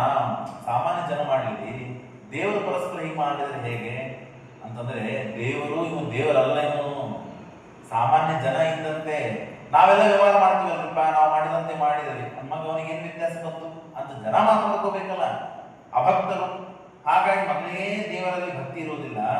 ದೇವರ ಇಂಥದ್ದೇನಾದ್ರೂ ತೋರಿಸ್ಬಿಟ್ಟ ಅಂತಂದ್ರೆ ಇನ್ನ ಅಭಕ್ತರಾಗಿಬಿಡ್ತಾರೆ ಅವರು. ಭಕ್ತಾನ ಭಕ್ತಿ ಸಿದ್ಧಗೆ ಅವರು ಅವರ ಅವಸ್ಥೆ ಬರಬೇಕು, ಅವರು ಅಂದಂತ ಅವಸ್ಥೆಗೆ ಹೋಗ್ತಾರೆ. ಇನ್ನ ಭಕ್ತರಿದ್ದಾರೆ, ಅವರಿಗೆ ಭಕ್ತಿ ಸಿದ್ಧ ಆಗ್ತದೆ. ಏನಪ್ಪ, ಬಹಳ ಕೋಟ್ಯಾಧೀಶನಾದವನು ಅತ್ಯಂತ ಬಡವನಂತೆ ವೈರಾಗ್ಯದಿಂದ ಇದ್ದ ಅಂತಾದರೆ ಅವನಲ್ಲಿ ಬಹಳ ನಮಗೆ ಭಕ್ತಿ ಬರುತ್ತೆ. ಏನೂ ಇರೋದಿಲ್ಲ ಅಂತವನು ವೈರಾಗ್ಯದಿಂದ ಇದ್ದಾನೆ ಅಂತ ಬಹಳ ಭಕ್ತಿ ಬರೋದಿಲ್ಲ ನಮಗೆ. ಅವನ ಹತ್ರ ಏನು ಇಲ್ಲೇ ಇಲ್ಲ, ಹೌದ್ರಿ, ಇಲ್ಲ ಅದಕ್ಕಾಗೇನೆ ಹೀಗಿದ್ದಾನೆ. ಎಲ್ಲ ಇದ್ದ ವ್ಯಕ್ತಿಯು ನಮ್ಮಂತೆ ಏನು ಇಲ್ಲದೆ ಇದ್ದವರು ನಾವೇ ಇದ್ದೀವಲ್ಲ, ನಮ್ಮ ಜೊತೆ ಹಾಗೆ ವ್ಯವಹಾರ ಮಾಡಿದ್ರೆ ಎಷ್ಟು ಸರಳ ಇದ್ದಂತೆ ಇವನು, ಎಷ್ಟು ಸರಳ ಇದ್ದವನು ನೀವು. ಬಹಳ ದೊಡ್ಡ ಡಾಕ್ಟರ್ ರೀ, ಬಹಳ ಕೋಟ್ಯಾಧೀಶ, ನಮ್ಮ ಜೊತೆ ಕೂಡೇಬಾರದು, ಆರಾಮಾಗಿ ಕೂತು ಸರಳ ಮಾತಾಡ್ತಾನೆ, ವ್ಯವಹಾರ ಮಾಡ್ತಾನೆ, ಏನು ಹಮ್ಮುಗಳಿಲ್ಲ ಅಂತಂದಾಗ ಅವ ದೊಡ್ಡವನಾಗ್ತಾನೆ ವ್ಯಕ್ತಿ. ಎಲ್ಲ ಇದ್ದ ವ್ಯಕ್ತಿ ಬಿಟ್ರೆ, ಇಲ್ಲದೆ ಇದ್ದ ವ್ಯಕ್ತಿ ಬಿಟ್ರೆ ಅವನಿಗೆ ಇಲ್ಲೇ ಇರೋದಿಲ್ಲ, ಹಾಗಾಗಿ ಬಿಟ್ರೆ ದೊಡ್ಡವನಾಗುವುದಿಲ್ಲ. ಅದೊಂದು ವೈರಾಗ್ಯನೇ. ಆದರೂ ಹೀಗೆ ಇದ್ದಂತೆ ಪರಮಾತ್ಮ ಎಲ್ಲ ಅನಂತ ಕೋಟಿ ಬ್ರಹ್ಮಾಂಡ ನಾಯಕ ಪರಮಾತ್ಮ, ಏನಿಲ್ಲ ಪರಮಾತ್ಮನಿಗೆ ಎಲ್ಲ ಇದೆ. ಎಲ್ಲ ಇದ್ದಾಗಲೂ ಪರಮಾತ್ಮ ಏನೂ ಇಲ್ಲದೆ ಇದ್ದಂತೆ ಗುಡಿಸಿನಲ್ಲಿ ಒಂದು ಹುತ್ತಿನಲ್ಲಿ ಇದ್ದಾನೆ ಅಂತ ಅನ್ನೋದು, ಅದಕ್ಕಾಗಿ ಜಾಗ ಬೇಕು ಅಂತ ವ್ಯವಹಾರ ಮಾಡೋದು, ಆ ಹಣ ಇಲ್ಲ ಅಂತ ಹೇಳಿ ಪ್ರಥಮ ತೀರ್ಥ, ನೈವೇದ್ಯ, ದರ್ಶನ, ಕ್ಷೀರಸೇಚನ ಇದನ್ನೆಲ್ಲ ನಿನಗೆ ಕೊಡ್ತೀನಿ ಅಂತ ಕಲಿಯುಗದಲ್ಲಿ ಮಾತನಾಡುವಂತೆ ಮೊದಲಿಗೇನೆ ಎಲ್ಲ ಮಾತನಾಡೋ ವ್ಯವಹಾರ ಮಾಡುವುದಂತೆ ಪರಮಾತ್ಮ ಮಾಡಿದ್ದನ್ನು ನೋಡಿ ಆ ದೇವತೆಗಳೆಲ್ಲ ಹೆಚ್ಚಿಗೆ ಭಕ್ತಿ ಉಂಟಾಗ್ತದಂತೆ. ಸಂಕ್ರೀಡತೆ ನಾವಂತೇವಲ್ಲ ನೋಡ್ರಿ, ಸತ್ಯಾತ್ಮರಿಗೆ ಎಷ್ಟು ಮಂದಿ ಶಿಷ್ಯಂದ್ರಿದ್ದಾರೆ. ಮುಂಜಾನೆ, ಮಧ್ಯಾಹ್ನ, ಸಾಯಂಕಾಲ ಮತ್ತು ರಾತ್ರಿ 4 ಹೊತ್ತು ಅಡಿಗೆ ಮಾಡಿ ಊಟ ಮಾಡಿಸಿಕೊಂಡು ತಿನ್ನುವಷ್ಟು ಶಿಷ್ಯಂದ್ರಿದ್ದಾರೆ. ಆದ್ರೆ ತಿನ್ನೋದೇನಪ್ಪ, ಮುಂಜಾನೆ ಒಂದು ಹೊತ್ತು ಊಟ ಮಾಡ್ತಾರೆ ಅಷ್ಟೇ. ಅದು ಏನ್ ತಿಂತಾರೋ ಬಿಡ್ತಾರೋ ಗೊತ್ತಿಲ್ಲ. ಅಂದ್ರೆ ಏನಾಯ್ತು, ಎಲ್ಲಾ ತಿನ್ಲಿಕ್ಕೆ ಸಾಮರ್ಥ್ಯ ಇದ್ದು ಈಗ ನಮಗೆ ತಿನ್ಲಿಕ್ಕೆ ನಮ್ಗೆ ಹಾಗೆ ಒಂದು ಹೊತ್ತು ಊಟ ಹಾಕಿ ಅಡಿಗೆ ಮಾಡಿ ಊಟಕ್ಕೆ ಹಾಕಿದ್ರೆ ಬಹಳ ಅಂತಿರ್ತದೆ. ಅದನ್ನೋ ಬೈಕೊಂಡು ಅನ್ಕೊಂಡು ತಿನ್ಕೊಂಡು ಜಗಳಾಡಿ ಏನೋ ಮಾಡ್ಕೊಂಡು ತಿಂತಿರ್ತೀವಿ ನಾವು. ಅಂತದ್ರೊಳಗೆ ಯಾರೋ 4 ಮಂದಿ 10 ಮಂದಿ ಪ್ರತಿನಿತ್ಯ ನಮಗೆ ಊಟಕ್ಕೆ ಮಾಡಿ ಹಾಕ್ತಾರೆ ಅಂದ್ರೆ ನಾವು ಬಿಡ್ತೀವಿ. ಬೇಕಾದದ್ದನ್ನ ಕೇಳಿ ಮಾಡಿಸ್ಕೊತೀವಿ. ಅಡಿಗೆವ್ರು 4 ದಿವಸ ನಮ್ಮ ಮನೆಗೆ ಬಂದಿರ್ತೀವಿ, ಜಾಗ ಕೊಡ್ರಿ, ನಿಮಗೆ ಬೇಕಾದದ್ದೆಲ್ಲ ಅಡಿಗೆ ಮಾಡಿ ಹಾಕ್ತೀವಿ ಅಂದ್ರೆ ನಾವೇನ್ ಮಾಡ್ತೀವಿ, ಅವಶ್ಯ ಇರ್ರಿ, ನಾವು ಬೇಕಾದದ್ದು ಏನೇನ್ ಬೇಕೋ, ಪಾನಿಪುರಿಯೋ, ಸಮೋಸಾನೋ, ಇಡ್ಲಿನೋ, ಏನ್ ಬೇಕೆಲ್ಲ ಮಾಡ್ಸ್ಕೊಂಡು ತಿಂತೀವಿ. ಆದ್ರೆ ಇದನ್ನೆಲ್ಲ ಅವಸ್ಥೆ, ಪರಿಸ್ಥಿತಿ, ಎಲ್ಲ ಸೌಲಭ್ಯಗಳಿದ್ದಾಗಲೂ ಅದನ್ನು ಬದಿಗಿಟ್ಟು ಏನು ಒಂದು ಹೊತ್ತು ಊಟ, ಅದನ್ನು ಪರಿಮಿತವಾದ ಊಟ, ಬದುಕಲಿಕ್ಕೆ ಬೇಕಾದ ಆಹಾರವನ್ನು ತಿಂದು ಬದುಕ್ತಾರೆ ಅಂತ ಮೇಲೆ ಅವ್ರ ಮೇಲೆ ಎಷ್ಟು ಭಕ್ತಿ ಬರ್ತದೆ. ಸಾಮಾನ್ಯ ಜೀವನದಲ್ಲಿ ಜಗತ್ತಿನಲ್ಲೇ ನಾವು ಹೀಗೆ ಕಾಣ್ತೇವೆ ಅಂತದ ಮೇಲೆ ದೇವರಲ್ಲಿ ಏನ್ ಹೇಳಬೇಕು, ಹೀಗೆ ಮಾಡ್ತಾನೆ ಪರಮಾತ್ಮ ಅಂತಂದ ಮೇಲೆ ಬಹಳ ಭಕ್ತಿ ಬರ್ತದೆ ದೇವತೆಗಳಿಗೆ. ಯಾಕೆ, ನಾನು ಆಗಲೇ ಹೇಳಿದೆ, ನಮಗೆ ದೇವರಲ್ಲಿ ಭಕ್ತಿ ಬರುವುದು ಬೇರೆ, ದೇವತೆಗಳಿಗೆ ದೇವರಲ್ಲಿ ಭಕ್ತಿ ಬರುವುದು ಬೇರೆ. ದೇವರ ಅಚಿಂತ್ಯಾದ್ಭುತ ಶಕ್ತಿ, ಪರಮಾತ್ಮ ಅನಂತ ಸಾಮರ್ಥ್ಯ, ಇವುಗಳನ್ನೆಲ್ಲ ನಾವು ತಿಳಿದವರು. ಹಾಗಾಗಿ ಇಷ್ಟೆಲ್ಲ ಆಯ್ತು. ಇಷ್ಟೆಲ್ಲ ಆದಮೇಲೆ ಎಲ್ಲಿದ್ದೀನಿ, ನೀನು ಏನ್ ಮಾಡ್ತಿ, ಇಲ್ಲೇ ಇದ್ದೀಯಾ, ಊಟ ಏನು ಅಡಿಗೆ ಯಾರು ಮಾಡೋರು ನನಗೆ, ಏನಿಲ್ಲಪ್ಪ ಅವಾಗ ಬಂದವನು ಹೀಗೆ ಉಪವಾಸದಲ್ಲೇ ಇದ್ದೇನೆ, ಅಲ್ಲೆಲ್ಲೋ ಹಣ್ಣಿಗೆ ಸಿಗ್ತದೆ, ನೀರು ಕುಡಿತೇನೆ, ನೀರಿರ್ತೇನೆ ನೋಡು, ಹಾಗೆಲ್ಲ ಮಾಡೋದು ಬೇಡಪ್ಪ, ಸ್ವಲ್ಪ ನಿನ್ ಕಾಳಜಿ ವಹಿಸ್ತೇನೆ, ನನ್ನ ಊರಿಗೆ ಬಂದು ನನ್ನ ಮನೆಗೆ ಬಂದು ಹಾಗಾಗಿ ಬಾಡಿಗೆ ಅಂತೂ ಕೊಡು, ಬಿಡಬೇಡ, ಆದ್ರೆ ನೀನು ಒಬ್ಬಗೆ ಹುಡುಗಿಯನ್ನ ಕೊಡ್ತೇನೆ, ಒಬ್ಬ ಬಕುಳ ಅಂತ ಹೇಳಿ ಅಡಿಗೆ ಮಾಡೋಳು ನಿನ್ನ ಸೇವೆ ಮಾಡ್ತಾಳೆ, ನಿನ್ನ ಮೇಲೆ ವಿಶೇಷ ಭಕ್ತಿ ಇದೆ ಆಕೆಗೆ, ಹಾಗಾಗಿ ವೃದ್ಧಳಾದವಳು ಇದ್ದಾಳೆ, ಆಕೆಗೆ ನೀನು ಕೊಡ್ತೇನೆ. ಅರ್ಪಯಾಮಾಸ ದೇವಾಯ ಸೇವಾರ್ಥಂ ತಾಂ ಧರಾಧಿಪತಿ, ಸೇವೆ ಮಾಡಿ ನಾನು ಕೊಡ್ತೇನೆ. ಭೋಜನಾರ್ಥಂ, ಸೇವಾ ಮಾಡ್ತಾಳೆ, ಅಡಿಗೆ ಮಾಡ್ತಾಳೆ, ಊಟಕ್ಕೆ ಹಾಕ್ತಾಳೆ, ಕಾಲು ಒತ್ತಾಳೆ, ನಿನಗೆ ಬೇಕಾದ ಎಲ್ಲ ವ್ಯವಸ್ಥೆಗಳನ್ನು ಮಾಡ್ತಾಳೆ. ಇಷ್ಟೆಲ್ಲ ಮಾಡುವ ಇಷ್ಟೆಲ್ಲ ಮಾಡ್ತಾಳೆ. ಯಾಕೆ ಅಂದ್ರೆ ಮಾಡ್ತಾಳೆ ಅಂತ ನನಗೆ ಗೊತ್ತು, ನಿನ್ನ ಮೇಲೆ ಅಷ್ಟು ಭಕ್ತಿ ಮಾಡ್ತಾಳೆ. ಸಾಬಾಲ ಭಕ್ತಿ ನಿರತ ಶ್ರೀನಿವಾಸ ಚಂದ್ರು. ಹಾಗೆ ಊಟಂತೂ ಆಗ್ತಲ್ಲ ಅಂತ ಹೇಳಿ ಶ್ರೀನಿವಾಸ ಆ ಬಕುಳಾದೇವಿಯನ್ನು ಕರ್ಕೊಂಡ. ಪೂಜೆಯ ಮಾಸ ಗೋವಿಂದ, ನಾವು ದೇವರ ಪ್ರತಿಮಾಗಳನ್ನು ಇಟ್ಟುಕೊಂಡು ದೇವರ ಸಾನ್ನಿಧ್ಯವನ್ನು ತಂದು ಅಭಿಷೇಕನೋ, ಗಂಧನೋ, ತುಳಸಿನೋ, ಅರ್ಚನೋ, ಮಾಲಿನೋ, ನೈವೇದ್ಯನೋ ಏನೋ ಎಲ್ಲ ಮಾಡ್ತಿರ್ತೀವಿ. ನಮಗೆ ಸಾಧ್ಯವಾದದ್ದು ಸಾಕ್ಷಾತ್ ಸ್ವಯಂ ಪರಮಾತ್ಮ ಬಂದಿದ್ದಾನೆ ಎದುರುಗಡೆ, ಸಚ್ಚಿದಾನಂದ ವಿಗ್ರಹ. ಅಂತ ಪರಮಾತ್ಮನಿಗೆ ಸ್ನಾನಕ್ಕೆ ಹಾಕ್ತಾಳೆ. ಎಷ್ಟು ದಿವಸ ಆಯ್ತು ಪರಮಾತ್ಮ ಸ್ನಾನ ಮಾಡಿ, ಎಣ್ಣೆ ಹಚ್ಚಿ ತೈಲಾಭಿಷೇಕವನ್ನು ಮಾಡಿ, ಬಿಸಿ ಬಿಸಿ ಬಿಸಿ ನೀರು ಎಷ್ಟು ಬಿಸಿ ಬೇಕೋ ಅಷ್ಟೇ ಬಿಸಿ ಮಾಡಿ ನೀರನ್ನು ಹಾಕಿ ಸ್ನಾನ ಮಾಡಿ, ಎಲ್ಲ ಧೂಪ ದೀಪಾದಿಗಳನ್ನು ಮಾಡಿ, ಪರಮಾತ್ಮನ ಅಡಿಗೆ ಮಾಡಿ, ನೈವೇದ್ಯ ಪರಮಾತ್ಮನಿಗೆ ಊಟಕ್ಕೆ ಬಡಿಸಿ, ಊಟ ಆದ ಮೇಲೆ ಪರಮಾತ್ಮನ ಪಾದ ಸನ್ಮಾನ ಮಾಡಿ ಮಲಗಿಸ್ತಾರೆ. ಈಗ ಪ್ರತಿನಿತ್ಯ ಮಾಡ್ತಿರ್ತಾರೆ. ಶ್ರೀನಿವಾಸಸ್ಯ ಕೃಷ್ಣಸ್ಯ ಕಲ್ಯಾಣಂ ಶುಭದಂ ಮಹತ್ ಪುನಃಶ್ರೀ ವೆಂಕಟಗಿರಿ ವಾಸಶ್ರೀ ಶಂಕಧಾರಿಣ. ಇಷ್ಟ ಆದ ಮೇಲೆ ಎಲ್ಲ ಕೇಳುವಂತಹ ಶೌನಕಾದಿಗಳಿಗೆ ಆಶ್ಚರ್ಯವಾಯಿತು. ಕಥೆ ನಡೀತಾ ಇದೆ, ಶ್ರೀನಿವಾಸನ ಕಲ್ಯಾಣ ಕೇಳಬೇಕು ಅಂತ ನಾವು ನಿಮಗೆ ಪ್ರಾರ್ಥನೆ ಮಾಡಿ ಕಥೆ ಹೇಳಿರಿ ಅಂತ ಕೇಳಿದ್ದು. ಬಕುಳಾದೇವಿ ಬಂದು ನಡುವೆ, ಯಾರಿಗೆ ಬಕುಳಾದೇವಿ ಅಂತ ಕೇಳಿದ್ರಾಗ ಸೂತಾಚಾರ್ಯರು ಹೇಳ್ತಾರೆ, ಪುರಾತು ಯಶೋಧ ಬಕುಲ ಕೃಷ್ಣಸ್ಯ ಜನನೀ ಹ್ಯಭೂತ. ಈ ಬಕುಳಾದೇವಿ ಯಾರಲ್ಲ, ಕೃಷ್ಣನ ತಾಯಿ ಆಗಿದ್ದಾಳೆ. ಹಿಂದೆ ಆಕಿ ಯಶೋಧ ಅಂತ ಹೆಸರಿತ್ತು. ಅದೃಷ್ಟ ಅನಂತ ರೂಪಸ್ಯ ಕೃಷ್ಣಸ್ಯ ತನಯಸ್ಯ ಚ. ಅವನು ಪರಮಾತ್ಮ ಬಾಲ್ಯ ಅವಸ್ಥೆ ಕ್ರೀಡೆಗಳನ್ನ ಲೀಲೆಗಳನ್ನ ನೋಡಬೇಕು ಅಂತ ತಾನು ವರವನ್ನು ಪರಮಾತ್ಮನ ಕಡೆ ಪಡೆದಿದ್ದು. ಹಾಗಾಗಿ ಪರಮಾತ್ಮ ಕೃಷ್ಣ 10, 11, 12 ವರ್ಷದವರೆಗೆ ಎಲ್ಲ ಲೀಲೆಗಳನ್ನ ಪರಮಾತ್ಮ ತೋರಿಸಿದ. ನಾವು ದಶಮಸ್ಕಂದ ಭಾಗವತದಲ್ಲಿ ಕೇಳ್ತೀವಿ, ವಿಸ್ತಾರವಾಗಿ ಎಲ್ಲ ಲೀಲೆಗಳನ್ನು ಪರಮಾತ್ಮ ತೋರಿಸಿದ. ಯಾವಾಗ ಮಥುರಾ ಪಟ್ಟಣಕ್ಕೆ ಹೋದ್ನೋ ಆವಾಗ ಹೋದವನು ಬಕುಳಾದೇವಿ ಯಶೋಧಾದೇವಿಗೆ ಆವಾಗ ಯಾವಾಗ ಭೇಟಿ ಆಗ್ತಿದೆ ಹೊರತು 16,100 ಮಂದಿ ಹೆಣ್ಣು ಮಕ್ಕಳನ್ನ ಮದುವೆ ಮಾಡಿಕೊಂಡ ಪರಮಾತ್ಮ ಒಂದು ಮದುವೆಗೂ ಕರಲಿಲ್ಲ. ಕೊನೆ ಹೊತ್ತಿಗೆ ತಾನು ಕೇಳಿದಂತೆ, ನೀನು ಬಾಲ್ಯ ಲೀಲೆಗಳನ್ನೆಲ್ಲ ತೋರಿಸಿದ್ದಿ, ನನ್ನ ಹೊಟ್ಟೆಯಲ್ಲೆಲ್ಲ ಹುಟ್ಟದೇ ಇದ್ದರೂ ಎಲ್ಲ ಲೀಲೆಗಳನ್ನ ತೋರಿಸಿ ತಾಯಿಯಂತೆ ನನ್ನನ್ನ ಪ್ರೀತಿ ಮಾಡಿದಿ, ಆದ್ರೆ ಒಂದು ಮದುವೆಗೆ ನನ್ನನ್ನು ಕರೀಲಿಲ್ಲ ನೀನು ಅಂದಾಗ ಕೃಷ್ಣ ಅಂತಾನೆ, ಮದುವೆಗೆ ನಿನ್ನ ಮದುವೆ ನೋಡಬೇಕು ಅಂತ ನೀನು ಅಪೇಕ್ಷಾನೇ ಪಟ್ಟಿಲ್ಲ. ನೀನು ಅಪೇಕ್ಷೆ ಪಟ್ಟಿದ್ದೇನು? ನಿನ್ನ ಬಾಲ್ಯ ಲೀಲೆಗಳನ್ನು ನೋಡಬೇಕು. ಅದಕ್ಕೆ ನಾನು ಮೊದಲೇ ದಿವಸ ಹೇಳಿದ್ದೆ, ಯಾವುದನ್ನ ದೇವರಿಗೆ ನಾವು ಕೇಳದೇವೋ ಅದನ್ನ ಮಾತ್ರ ಕೊಡ್ತಾನೆ. ಏನನ್ನೂ ಕೇಳದೇನೆ ದೇವರು ನಿನಗೆ ಏನು ಮನಸ್ಸಿಗೆ ಬರ್ತದೋ, ಯಾವುದನ್ನು ನೀನು ಕೊಡೋದ್ರಿಂದ ನನಗೆ ಹಿತವಾಗ್ತದೋ ಅದನ್ನ ನೀನು ಕೊಡುವಂತ ದೇವರ ಮೇಲೆ ಹಾಕಿಬಿಟ್ರೆ ಅವನು ವಿಚಾರ ಮಾಡಿಕೊಡ್ಬೇಕಾಗ್ತದೆ. ನಮಗೆ ನಾವು ವಿಚಾರ ಮಾಡಿ ದೇವರಿಗೆ ಹೇಳಿದೀಪ ಅಂತಂದ್ರೆ ಏನ್ ನನಗೆ ಟೆನ್ಷನ್ ಇಲ್ಲ, ಅವ್ನಿಗೆ ಅದೇ ಬೇಕಾಗಿತ್ತು ಅದನ್ನೇ ಕೊಟ್ಬಿಟ್ಟೆ, ಅವನು ಅದನ್ನೇ ಕೇಳಿದ್ದ ಅಂತ ದೇವರು ಕೊಟ್ಬಿಡ್ತಾನೆ. ಯಾವುದು ನನಗೆ ಕೊಡೋದ್ರಿಂದ ನನಗೆ ಹಿತ ಅಂತ ನೀನು ತಿಳಿದಿಯೋ ಅದನ್ನು ಕೊಡುವಂತ ದೇವರಿಗೆ ನಾವು ಪ್ರಾರ್ಥನೆ ಮಾಡಿಬಿಟ್ರೆ ಯದ್ಹಿತಂ ಮಮ ದೇವೇಶ ತದಾ ಜ್ಞಾಪಯ ಮಾಧವ. ಬಹಳ ದೊಡ್ಡ ಪ್ರಾರ್ಥನೆ ಇದೆ. ನಮಗ ಪ್ರಾರ್ಥನೆ ಏನು ಮಾಡಬೇಕಂತೇ ಗೊತ್ತಿಲ್ಲ, ಅದನ್ನು ಬ್ರಹ್ಮದೇವರು ತಿಳಿಸಿಕೊಟ್ಟಿದ್ದು ನಾನು ಮೊದಲೇ ದಿವಸ ಹೇಳಿದ್ದೆ. ಹಾಗಾಗಿ ಇಲ್ಲಿ ಆ ಪರಿಸ್ಥಿತಿ ಬಂದಿದೆ. ಹಾಗಾಗಿ ಆ ಕಲ್ಯಾಣಾದಿ ಮಹಾಪುಣ್ಯಂ ತದಾಚಯತ ತಂ ಹರಿಂ. ಆಗ ಆ ಕಲ್ಯಾಣವನ್ನು ಮಾಡಿಸಬೇಕು, ನಾನು ನೋಡಬೇಕು ಅಂತ ನಾನು ಅಪೇಕ್ಷಾ ಪಟ್ಟಿದ್ಲು. ಹಾಗಾಗಿ ಆ ಅಪೇಕ್ಷೆಯನ್ನ ಹೀಗೆ 16,100 ಮಂದಿ ಹೆಣ್ಮಕ್ಳನ್ನ ಮದುವೆ ಮಾಡಿಕೊಂಡಿದ್ದೇನೆ, ಇನ್ನೇನು ಮದುವೆ ಮಾಡ್ಕೊಳ್ಳಿಲ್ಲ. ಮುಂದೆ ನಾನು ಕಲಿಯುಗದಲ್ಲಿ ತಸ್ಯಾಂ ಪ್ರೀತಿಯೇ ವಾಸುದೇವೋ ಅಷ್ಟಾಂಶ ಕಲಿಯುಗೆ ಆವಿರ್ಭವೋ ಯಶೋದ, ಆಗ ನಾನು ಮದುವೆ ಮಾಡ್ಕೊಳ್ತೇನೆ, ಖುದ್ದಾಗಿ ನೀನೇ ನಿಂತು ಮದುವೆ ಮಾಡಿಸು ಅಂತ ದೇವರು ಹೊರ ಕೊಟ್ಟಿದ್ದಾನೆ.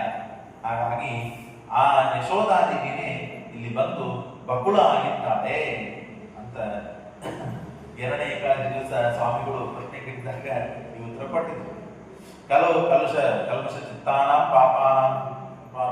ಪಾಪಾಚಾರಾತ್ಮ ರಕ್ಷಣಾರ್ಥಂ ರಮಾಕಾಂತ ಪ್ರಕೃತಿ ಪ್ರಾಕೃತೋ ಇರ್ತಾರೆ. ಎಲ್ಲ ಕಡೆಗೆ ಇದೇ ನಿರ್ಣಯ ಕೊಡ್ತಾ ಹೋಗ್ತಾರೆ. ಇಷ್ಟೆಲ್ಲ ಪರಮಾತ್ಮ ನಾಟಕ ಮಾಡಬೇಕು. ಮಾಡಿದಾಗಲೇನೆ ದುಷ್ಟರಿಗೆ ಅವರಿಗೆ ಯೋಗ್ಯವಾದ ಗತಿ ಆಗ್ತದೆ, ಸಜ್ಜನರಿಗೆ ಯೋಗ್ಯವಾದ ಸದ್ಗತಿ ಆಗ್ತದೆ. ಸುರಾಣ ಮುಕ್ತಿ ಸಿದ್ಧಗೆ ಸ್ವಭಕ್ತಾನ ಹಿತೈವ ವಿರಕ್ತಾನಾಂ ವಿಶೇಷತಃ ಮುಕ್ತಿ ಪ್ರದಾನಾಚ್ಚ ದೇವ ಕ್ರೀಡತೆ ಪ್ರಾಕೃತಾಕೃತಿ ಕ್ರೀಡತೆ ಜಾತ ಕಲ್ಮಶೈ ಭಗವತ್ ಬಾಲಕಾಹ ಜಗನ್ಮೋಹ ಸೌಂದರ್ಯ. ಇಷ್ಟು ಆದಾಗ ನಕೃತಂ ದೇವ ಸಂಕೇಶ್ಚ ನಕೃತಂ ವಿಶ್ವಕರ್ಮಣ ಸ್ವೇಚ್ಛೆಯ ಕ್ರೀಡತೆ ತತ್ರ ಮಿಥ್ಯಾರೂಪೋ ವಿರಾಜಿತಃ. ಯಾರು ವಿಶ್ವಕರ್ಮ ನಿರ್ಮಾಣ ಮಾಡಿಲ್ಲ, ಯಾರು ಪರಮಾತ್ಮನಿಗೆ ಹೇಳಿಲ್ಲ, ತನ್ನ ಮನಸ್ಸಿಗೆ ಬಂದಿದೆ ಪರಮಾತ್ಮ ಮಾಡ್ತಾ ಇಲ್ಲ. ಅವನ ಇಚ್ಛಾ ವಿರುದ್ಧವಾದದ್ದು ಏನಾಗ್ಲಿಕ್ಕೆ ಸಾಧ್ಯವಿದೆ? ಇತ್ತೇವಂ ಕಾರಣಾದೇವ ಯಶೋಧ ಬಕುಳ ಅಭವತ್. ಇಷ್ಟು ಕಾರಣದಿಂದ ಯಶೋಧಾದೇವಿ ಈಗ ಬಕುಳ ಆಗಿದ್ದಾಳೆ. ಸಾ ಕರಿಷ್ಯತ್ ಕಲ್ಯಾಣ. ಆ ಯಶೋಧಾದೇವಿನೇ ಈ ಪರಮಾತ್ಮನೇ ಕಲ್ಯಾಣವನ್ನ ಮಾಡ್ತಾಳೆ. ಹರೇ ವೈಕುಂಠವಾಸಿನಃ, ವೈಕುಂಠದಲ್ಲಿ ವಾಸ ಮಾಡುವಂತಹ ಪರಮಾತ್ಮ ತಾನು ಕಿಮಲಭ್ಯ ಹರೇ ತುಷ್ಟೆ ಜ್ಞಾನ ವಿಜ್ಞಾನ ಸಂಪದ. ಪರಮಾತ್ಮನನ್ನು ಸಂತೋಷಪಟ್ಟರೆ ಏನು ದುರ್ಲಭ ಇದೆ? ದೇವರ ಅನುಗ್ರಹ ಮಾಡುವುದರಲ್ಲಿ ಏನು ಕೊರತೆ ಇದೆ? ಯಾರನ್ನೋ ಸಂತೋಷ ಪಡಿಸಲಿಕ್ಕೆ ಯಾರು ಸಮರ್ಥರಲ್ಲ, ಅಸಮರ್ಥರಾಗಿದ್ದಾರೆ ನಮಗೆ ಬೇಕಾದ ಫಲವನ್ನು ಕೊಡ್ಲಿಕ್ಕೆ. ಅಂತವರಿಗೆ ನಾವು ಎಲ್ಲ ಶ್ರಮ ವಹಿಸ್ತೇವೆ, ಕಾಲವನ್ನ ಅವರಿಗೆ ಕೊಡ್ತೇವೆ. ಕೊಟ್ಟು ಪರಿಶ್ರಮ ಪಟ್ಟರೆ ಅವರು ನಮಗೇನು ಕೊಡುವರಿದ್ದಾರೆ? ಅವರು ಕೊಡ್ತಾರೆ ಅಂತನೂ ಅಜ್ಞಾನದಿಂದ ಅವರ ಸಲುವಾಗಿ ಎಲ್ಲ ಶ್ರಮ ಪಡ್ತೇವೆ. ಯಾರು ನಿಜವಾಗಿ ಫಲವನ್ನು ಕೊಡುವ ಅತ್ಯಂತ ಯೋಗ್ಯ ಸಮರ್ಥನಾದ ವ್ಯಕ್ತಿ ಇದ್ದಾನೆ ಭಗವಂತ, ಅಂತವರ ಸಲುವಾಗಿ ಶ್ರಮ ಪಟ್ಟರೆ ಎಲ್ಲ ಸಿಗಲಿಕ್ಕೆ ಸಾಧ್ಯವಿದೆ. ಕಿಮಲಭ್ಯ ಹರೇ ತುಷ್ಟೆ ಜ್ಞಾನ ವಿಜ್ಞಾನ ಸಂಸ್ಕಾರ ಕಷ್ಟದೇವಂ ಪೂಜೆಯಲ್ಲಿ ಪರಮಾತ್ಮನ ವಿಚಿತ್ರವಾದ ಲೀಲೆಗಳು. ಯಾರೋ ಕಷ್ಟದೇವಂ ಪೂಜೆಯಲ್ಲಿ ಯಾರಿಗೋ ಪೂಜಾ ಮಾಡುತ್ತಾನೆ, ಯಾರಿಂದಲೋ ಪೂಜಾ ಮಾಡಿಸ್ಕೊಳ್ತಾನೆ. ಅದಕ್ಕೆ ದೃಷ್ಟಾಂತ ಏನು?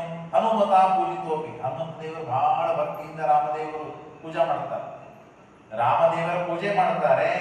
ಆದ್ರೆ ಆ ರಾಮದೇವರು ರುದ್ರದೇವರಿಗೆ ಪೂಜೆ ಮಾಡ್ತಾರೆ. ರುದ್ರದೇವರು ಹನುಮಂತ ದೇವರಿಗಿಂತ ಚಿಕ್ಕವರು, ಆದ್ರೆ ಚಿಕ್ಕವರ ಕಡೆಯಿಂದ ಪೂಜೆ ಮಾಡಿಸ್ಕೊಳ್ತಾನೆ, ದೊಡ್ಡವರ ಕಡೆಯಿಂದ ಪೂಜೆ ಮಾಡಿಸ್ಕೊಳ್ತಾನೆ. ಇನ್ನ ಕೋವರ್ಣ ಅರ್ಜುನನಿಗೆ ಭೀಮಸೇನ ದೇವರ ಕಡೆಯಿಂದ ಪೂಜಿತನಾಗ್ತಾನೆ, ಅರ್ಜುನನಿಗೆ ಎಲ್ಲ ಸೇವೆಗಳನ್ನು ಮಾಡ್ತಾನೆ ಪರಮಾತ್ಮ. ಏನ್ ಸೇವೆ ಮಾಡಿಲ್ಲ ಅರ್ಜುನನಿಗೆ? ಎಲ್ಲ ಸೇವೆ ಮಾಡಿದ್ದಾನೆ.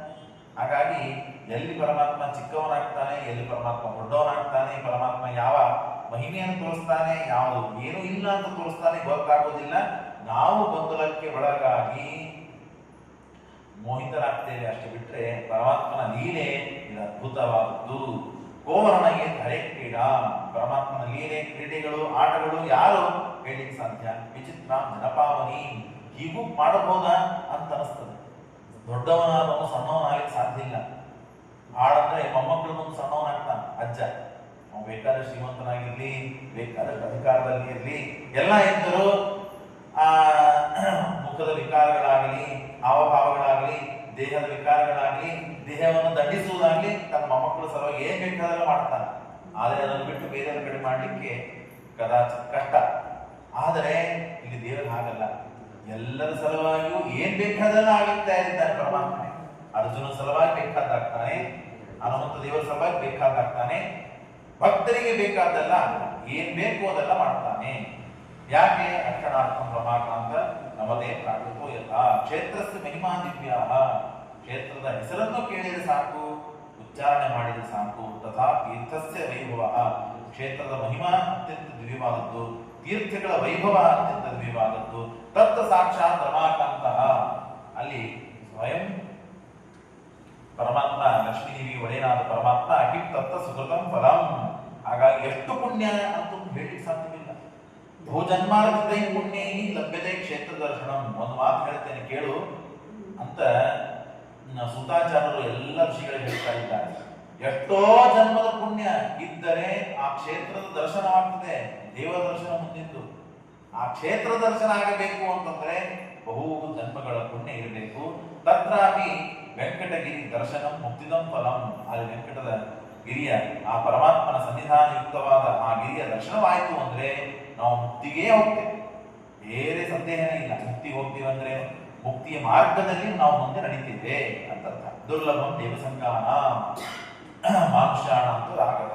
ದೇವತೆಗಳೇ ಅಲ್ಲಿ ಬಂದು ದರ್ಶನ ಮಾಡ್ಕೋಬೇಕು ಅಂತಂದ್ರೆ ಆಗುದಿಲ್ಲ, ಅಷ್ಟು ಕಠಿಣ ಇದೆ.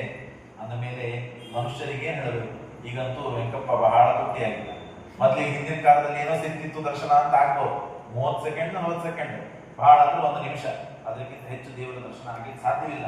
ಇಷ್ಟು ಆ ದೇವರ ಮಹಿಮೆ ಇದೆ ಅಂತ ದೇವರು ಬಕುಳಾದೇವಿಯಿಂದ ಸಮೇತನಾಗಿ ಆರಾಮಾಗಿ ಸ್ವಲ್ಪ ದಿವಸ ತಾನು ಕಾಲ ಕಳೆದ. ಒಂದ್ ದಿವಸ ಆದ ಹೀಗೆ ಒಂದ್ ಕಡೆ ಕೂತ್ರೆ ಬೇಸತ್ತು ಬಹಳ ಬೇಸರ ಆಯ್ತು ಅವನಿಗೆ. ಅಡಿಗೆ ಮಾಡಿ ರುಚಿ ಮಾಡಿ ಹಾಕಿದ್ದು ತಿಂತಿದ್ದೆ ಮಲಗ್ತಿದ್ದೆ. ಒಂದೇನಾದ್ರೂ ವ್ಯಾಪಾರ ಮಾಡೋಣ ಬರೀ ಇದೆ ಆದ್ರೆ ಹೇಗೆ ಅಂತ ದೇವರು ವಿಚಾರ ಮಾಡಿದ. ಮನಸ್ಸಿನಲ್ಲೇನೆ ಒಂದು ವಿಚಾರ ಮಾಡಿದ, ಏನಂದ್ರೆ ನನಗೆ ಕುದುರೆ ಬೇಕು. ಸಂಕಲ್ಪ ತತ್ಸುತ್ತೆ ಸೂತ್ರದಲ್ಲಿ ಹೇಳ್ತಾರಲ್ಲ, ದೇವರು ಮುಕ್ತರಿಗೆ ಈ ಸಾಮರ್ಥ್ಯ ಇದೆ. ದೇವರ ಅನುಗ್ರಹದಿಂದ ಮುಕ್ತರಾದ ಜೀವ, ಆ ಸೂತ್ರದಲ್ಲಿ ಹೇಳ್ತಾರೆ ವೇದವ್ಯಾಸದಲ್ಲಿ, ಮುಕ್ತರಾದ ಜೀವ ಮನಸ್ಸಿನಲ್ಲಿ ಏನು ಸಂಕಲ್ಪ ಮಾಡ್ತಾನೆ ಸಂಕಲ್ಪ ಪೂರ್ಣ ಆಗಿರೋದಿಲ್ಲ. ಆ ಪದಾರ್ಥ ಇದರಿಗೆ ನಮಗೆ ಸಿಕ್ಬಿಡುತ್ತೆ. ಕುದುರೆ ಬೇಕು ಅಂತ ನಾನು ಮನಸ್ಸಿನಿಂದ ಸಂಕಲ್ಪ ಪೂರ್ಣ ಮುಗಿಸಿಲ್ಲ, ಅಷ್ಟೊಳಗೇನೆ ಆ ಕುದುರೆ ನಮ್ಮಲ್ಲಿ ಬರ್ತದೆ. ಇಷ್ಟು ಆ ಮುಕ್ತರಾದವರಿಗೆ ಪರಮಾತ್ಮ ಫಲ ಕೊಟ್ಟಾಗ ದೇವರಿಗೆ ಮನಸ್ಸು ಮಾಡಿದರೆ ಫಲ ಬರುವುದಿಲ್ವಾ, ಸಿಗುವುದಿಲ್ವಾ ಅವನಿಗೆ ಬೇಕಾದದ್ದು. ಆಗಿಂದಾಗ ಕುದುರೆಯಾಗಿ ವಾಯು ಅಶ್ವಂ ಸಮಾಪ್ನಃ, ವಾಯುದೇವರು ಕುದುರೆಯಾಗಿ ಬಂದಿದ್ದಾರೆ. ಹೇಗಿದೆ ನೋಡಿ, ವಾಯುದೇವರು ಕುದುರೆನೂ ಆಗ ರಜ್ಜು. ಆ ಕುದುರೆಯನ್ನ ಸಂಭಾಳಿಸ್ಲಿಕ್ಕೆ ಹಗ್ಗ ಬೇಕಲ್ಲ, ಹಗ್ಗ ಯಾರು ಅಂತಂದ್ರೆ ರಜ್ಜು ತತ್ವಾಭಿಮಾನಿನಿ ಉಪಾಸರ್ಪಸ್ತಂ ಲಕ್ಷ್ಮೀ ದೇವಿ ತಾನು ಹಗ್ಗಳಾಗಿ ಬಂದಿದ್ದಾಳೆ. ವಾಯುದೇವರು ಕುದುರೆಯಾಗಿದ್ದಾಳೆ, ಲಕ್ಷ್ಮೀದೇವಿ ಹಗ್ಗ ಆಗಿದ್ದ. ಅಯೋಪರಿ ಸಮಾಸ್ಥಾಯ ಸರ್ವಾಭರಣ ಭೂಷಿತಃ. ಆಗ ಆ ಕುದುರೆ ಮೇಲೆ ಕೂತು ನಾನು ಹೋಗಬೇಕು ಅಂತ ವಿಚಾರ ಮಾಡಿದ ಪರಮಾತ್ಮ ಆ ಕುದುರೆಗೆ ಅಲಂಕಾರ ಮಾಡಿದ್ದಾನೆ. ಮೊದಲಿಗೆ ಕಾಂಚಿ ಬದ್ವಾ ನಮಾಕಾಂತಃ, ಕೈಗಳಿಗೆ ಆಭರಣವನ್ನು ಹಾಕೊಂಡಿದ್ದಾನೆ. ಶುಭ್ರ ವಸ್ತ್ರಂ, ಅತ್ಯಂತ ಶುಭ್ರವಾದ 15 ಮೊಳದ ವಸ್ತ್ರವನ್ನ, ಈಗೇನು ದೇವರು ಉಟ್ಕೋತಾನಲ್ಲ ಉಟ್ಟಿಸ್ತಾರಲ್ಲ, 15 ಮೊಳದ ವಸ್ತ್ರವನ್ನ ಭಾರಿ ಜರ್ತಾರಿ ಮಡಿಯನ್ನು ಪರಮಾತ್ಮ ಧಾರಣ ಮಾಡಿದ್ದಾನೆ. ಶುಭ್ರವರ್ಣಂ ರಥೋತ್ತರೀಯಂ, 5 ಮೊಳದ ಮೇಲಿನ ಉತ್ತರಣೆ ಧಾರಣ ಮಾಡಿದ್ದಾನೆ ಪರಮಾತ್ಮ. ದರ್ಶನ ಮೊದಲಿಗೆ ದೊಡ್ಡದಾದ ಕನ್ನಡೆ, ಆ ಕನ್ನಡಿಯಲ್ಲಿ ತನ್ನ ಮುಖವನ್ನು ನೋಡಿದ್ದಾನೆ. ಗೋಪಿಚಂದ್ರವನ್ನು ಧಾರಣ ಮಾಡಿದ್ದಾನೆ, ತಿಲಕವನ್ನು ಧಾರಣ ಮಾಡಿದ್ದಾನೆ. ಮಧ್ಯದಲ್ಲಿ ಗೋಪಿಚಂದ್ರ ಮುದ್ರೆಗಳನ್ನು ಧಾರಣ ಮಾಡಿ ತನ್ಮಧ್ಯೆ ಕುಂಕುಮಸ್ಯಾಪಿ ತಿಲಕಂ ಸುಮನೋಹರಂ, ಆ ಪೆನಗು ಅಂತ ಏನು ಕರೀತಾರೆ ಕಸ್ತೂರಿ, ಆ ಬೆಳಗನ್ನು ಪರಮಾತ್ಮ ಧಾರಣ ಮಾಡಿದ್ದಾನೆ. ಆಮೇಲೆ ಬಾಯಿಯಲ್ಲಿ ಚಪ್ಪರಿಸಲಿಕ್ಕೆ ಒಂದು ತಾಂಬೂಲವನ್ನು ಧಾರಣೆ ಮಾಡಿದ್ದಾನೆ. ತಾಂಬೂಲ ಅಂದ್ರೆ ಅಡಿಕೆ ಮತ್ತೆ ವಿಳೆಯಲ್ಲಿ ಬಹಳ ಸುಣ್ಣ, ಇದೇ ತಾಂಬೂಲ ನಮಗೆ. ತಾಂಬೂಲ ದೃಷ್ಟಿ ಅಲ್ಲ, ಅದಕ್ಕೆ ಅನೇಕ ಪದಾರ್ಥಗಳನ್ನ ಹಾಕಿದಾಗ ಅದು ತಾಂಬೂಲ ಅಂತ ಆಗ್ತದೆ. ಕೊಬ್ಬರಿ ಹಾಕಬೇಕು, ಯಾಲಕ್ಕಿ ಹಾಕಬೇಕು, ಲವಂಗ ಹಾಕಬೇಕು, ಏನು ಗುಲ್ಕಂದ ಅಂತಿನ ಹಾಕಬೇಕು, ಕೊಬ್ಬರಿ ಇನ್ನೇನಿರ್ತಾವೆ ಸಕ್ಕರೆ, ಆಮೇಲೆ ಸಣ್ಣ ಸಣ್ಣ ಕಾಜಿನ ಗಟ್ಟಲೆ ಪದಾರ್ಥ ಇರ್ತದೆ, ಪುಡಿ ಇರ್ತದೆ.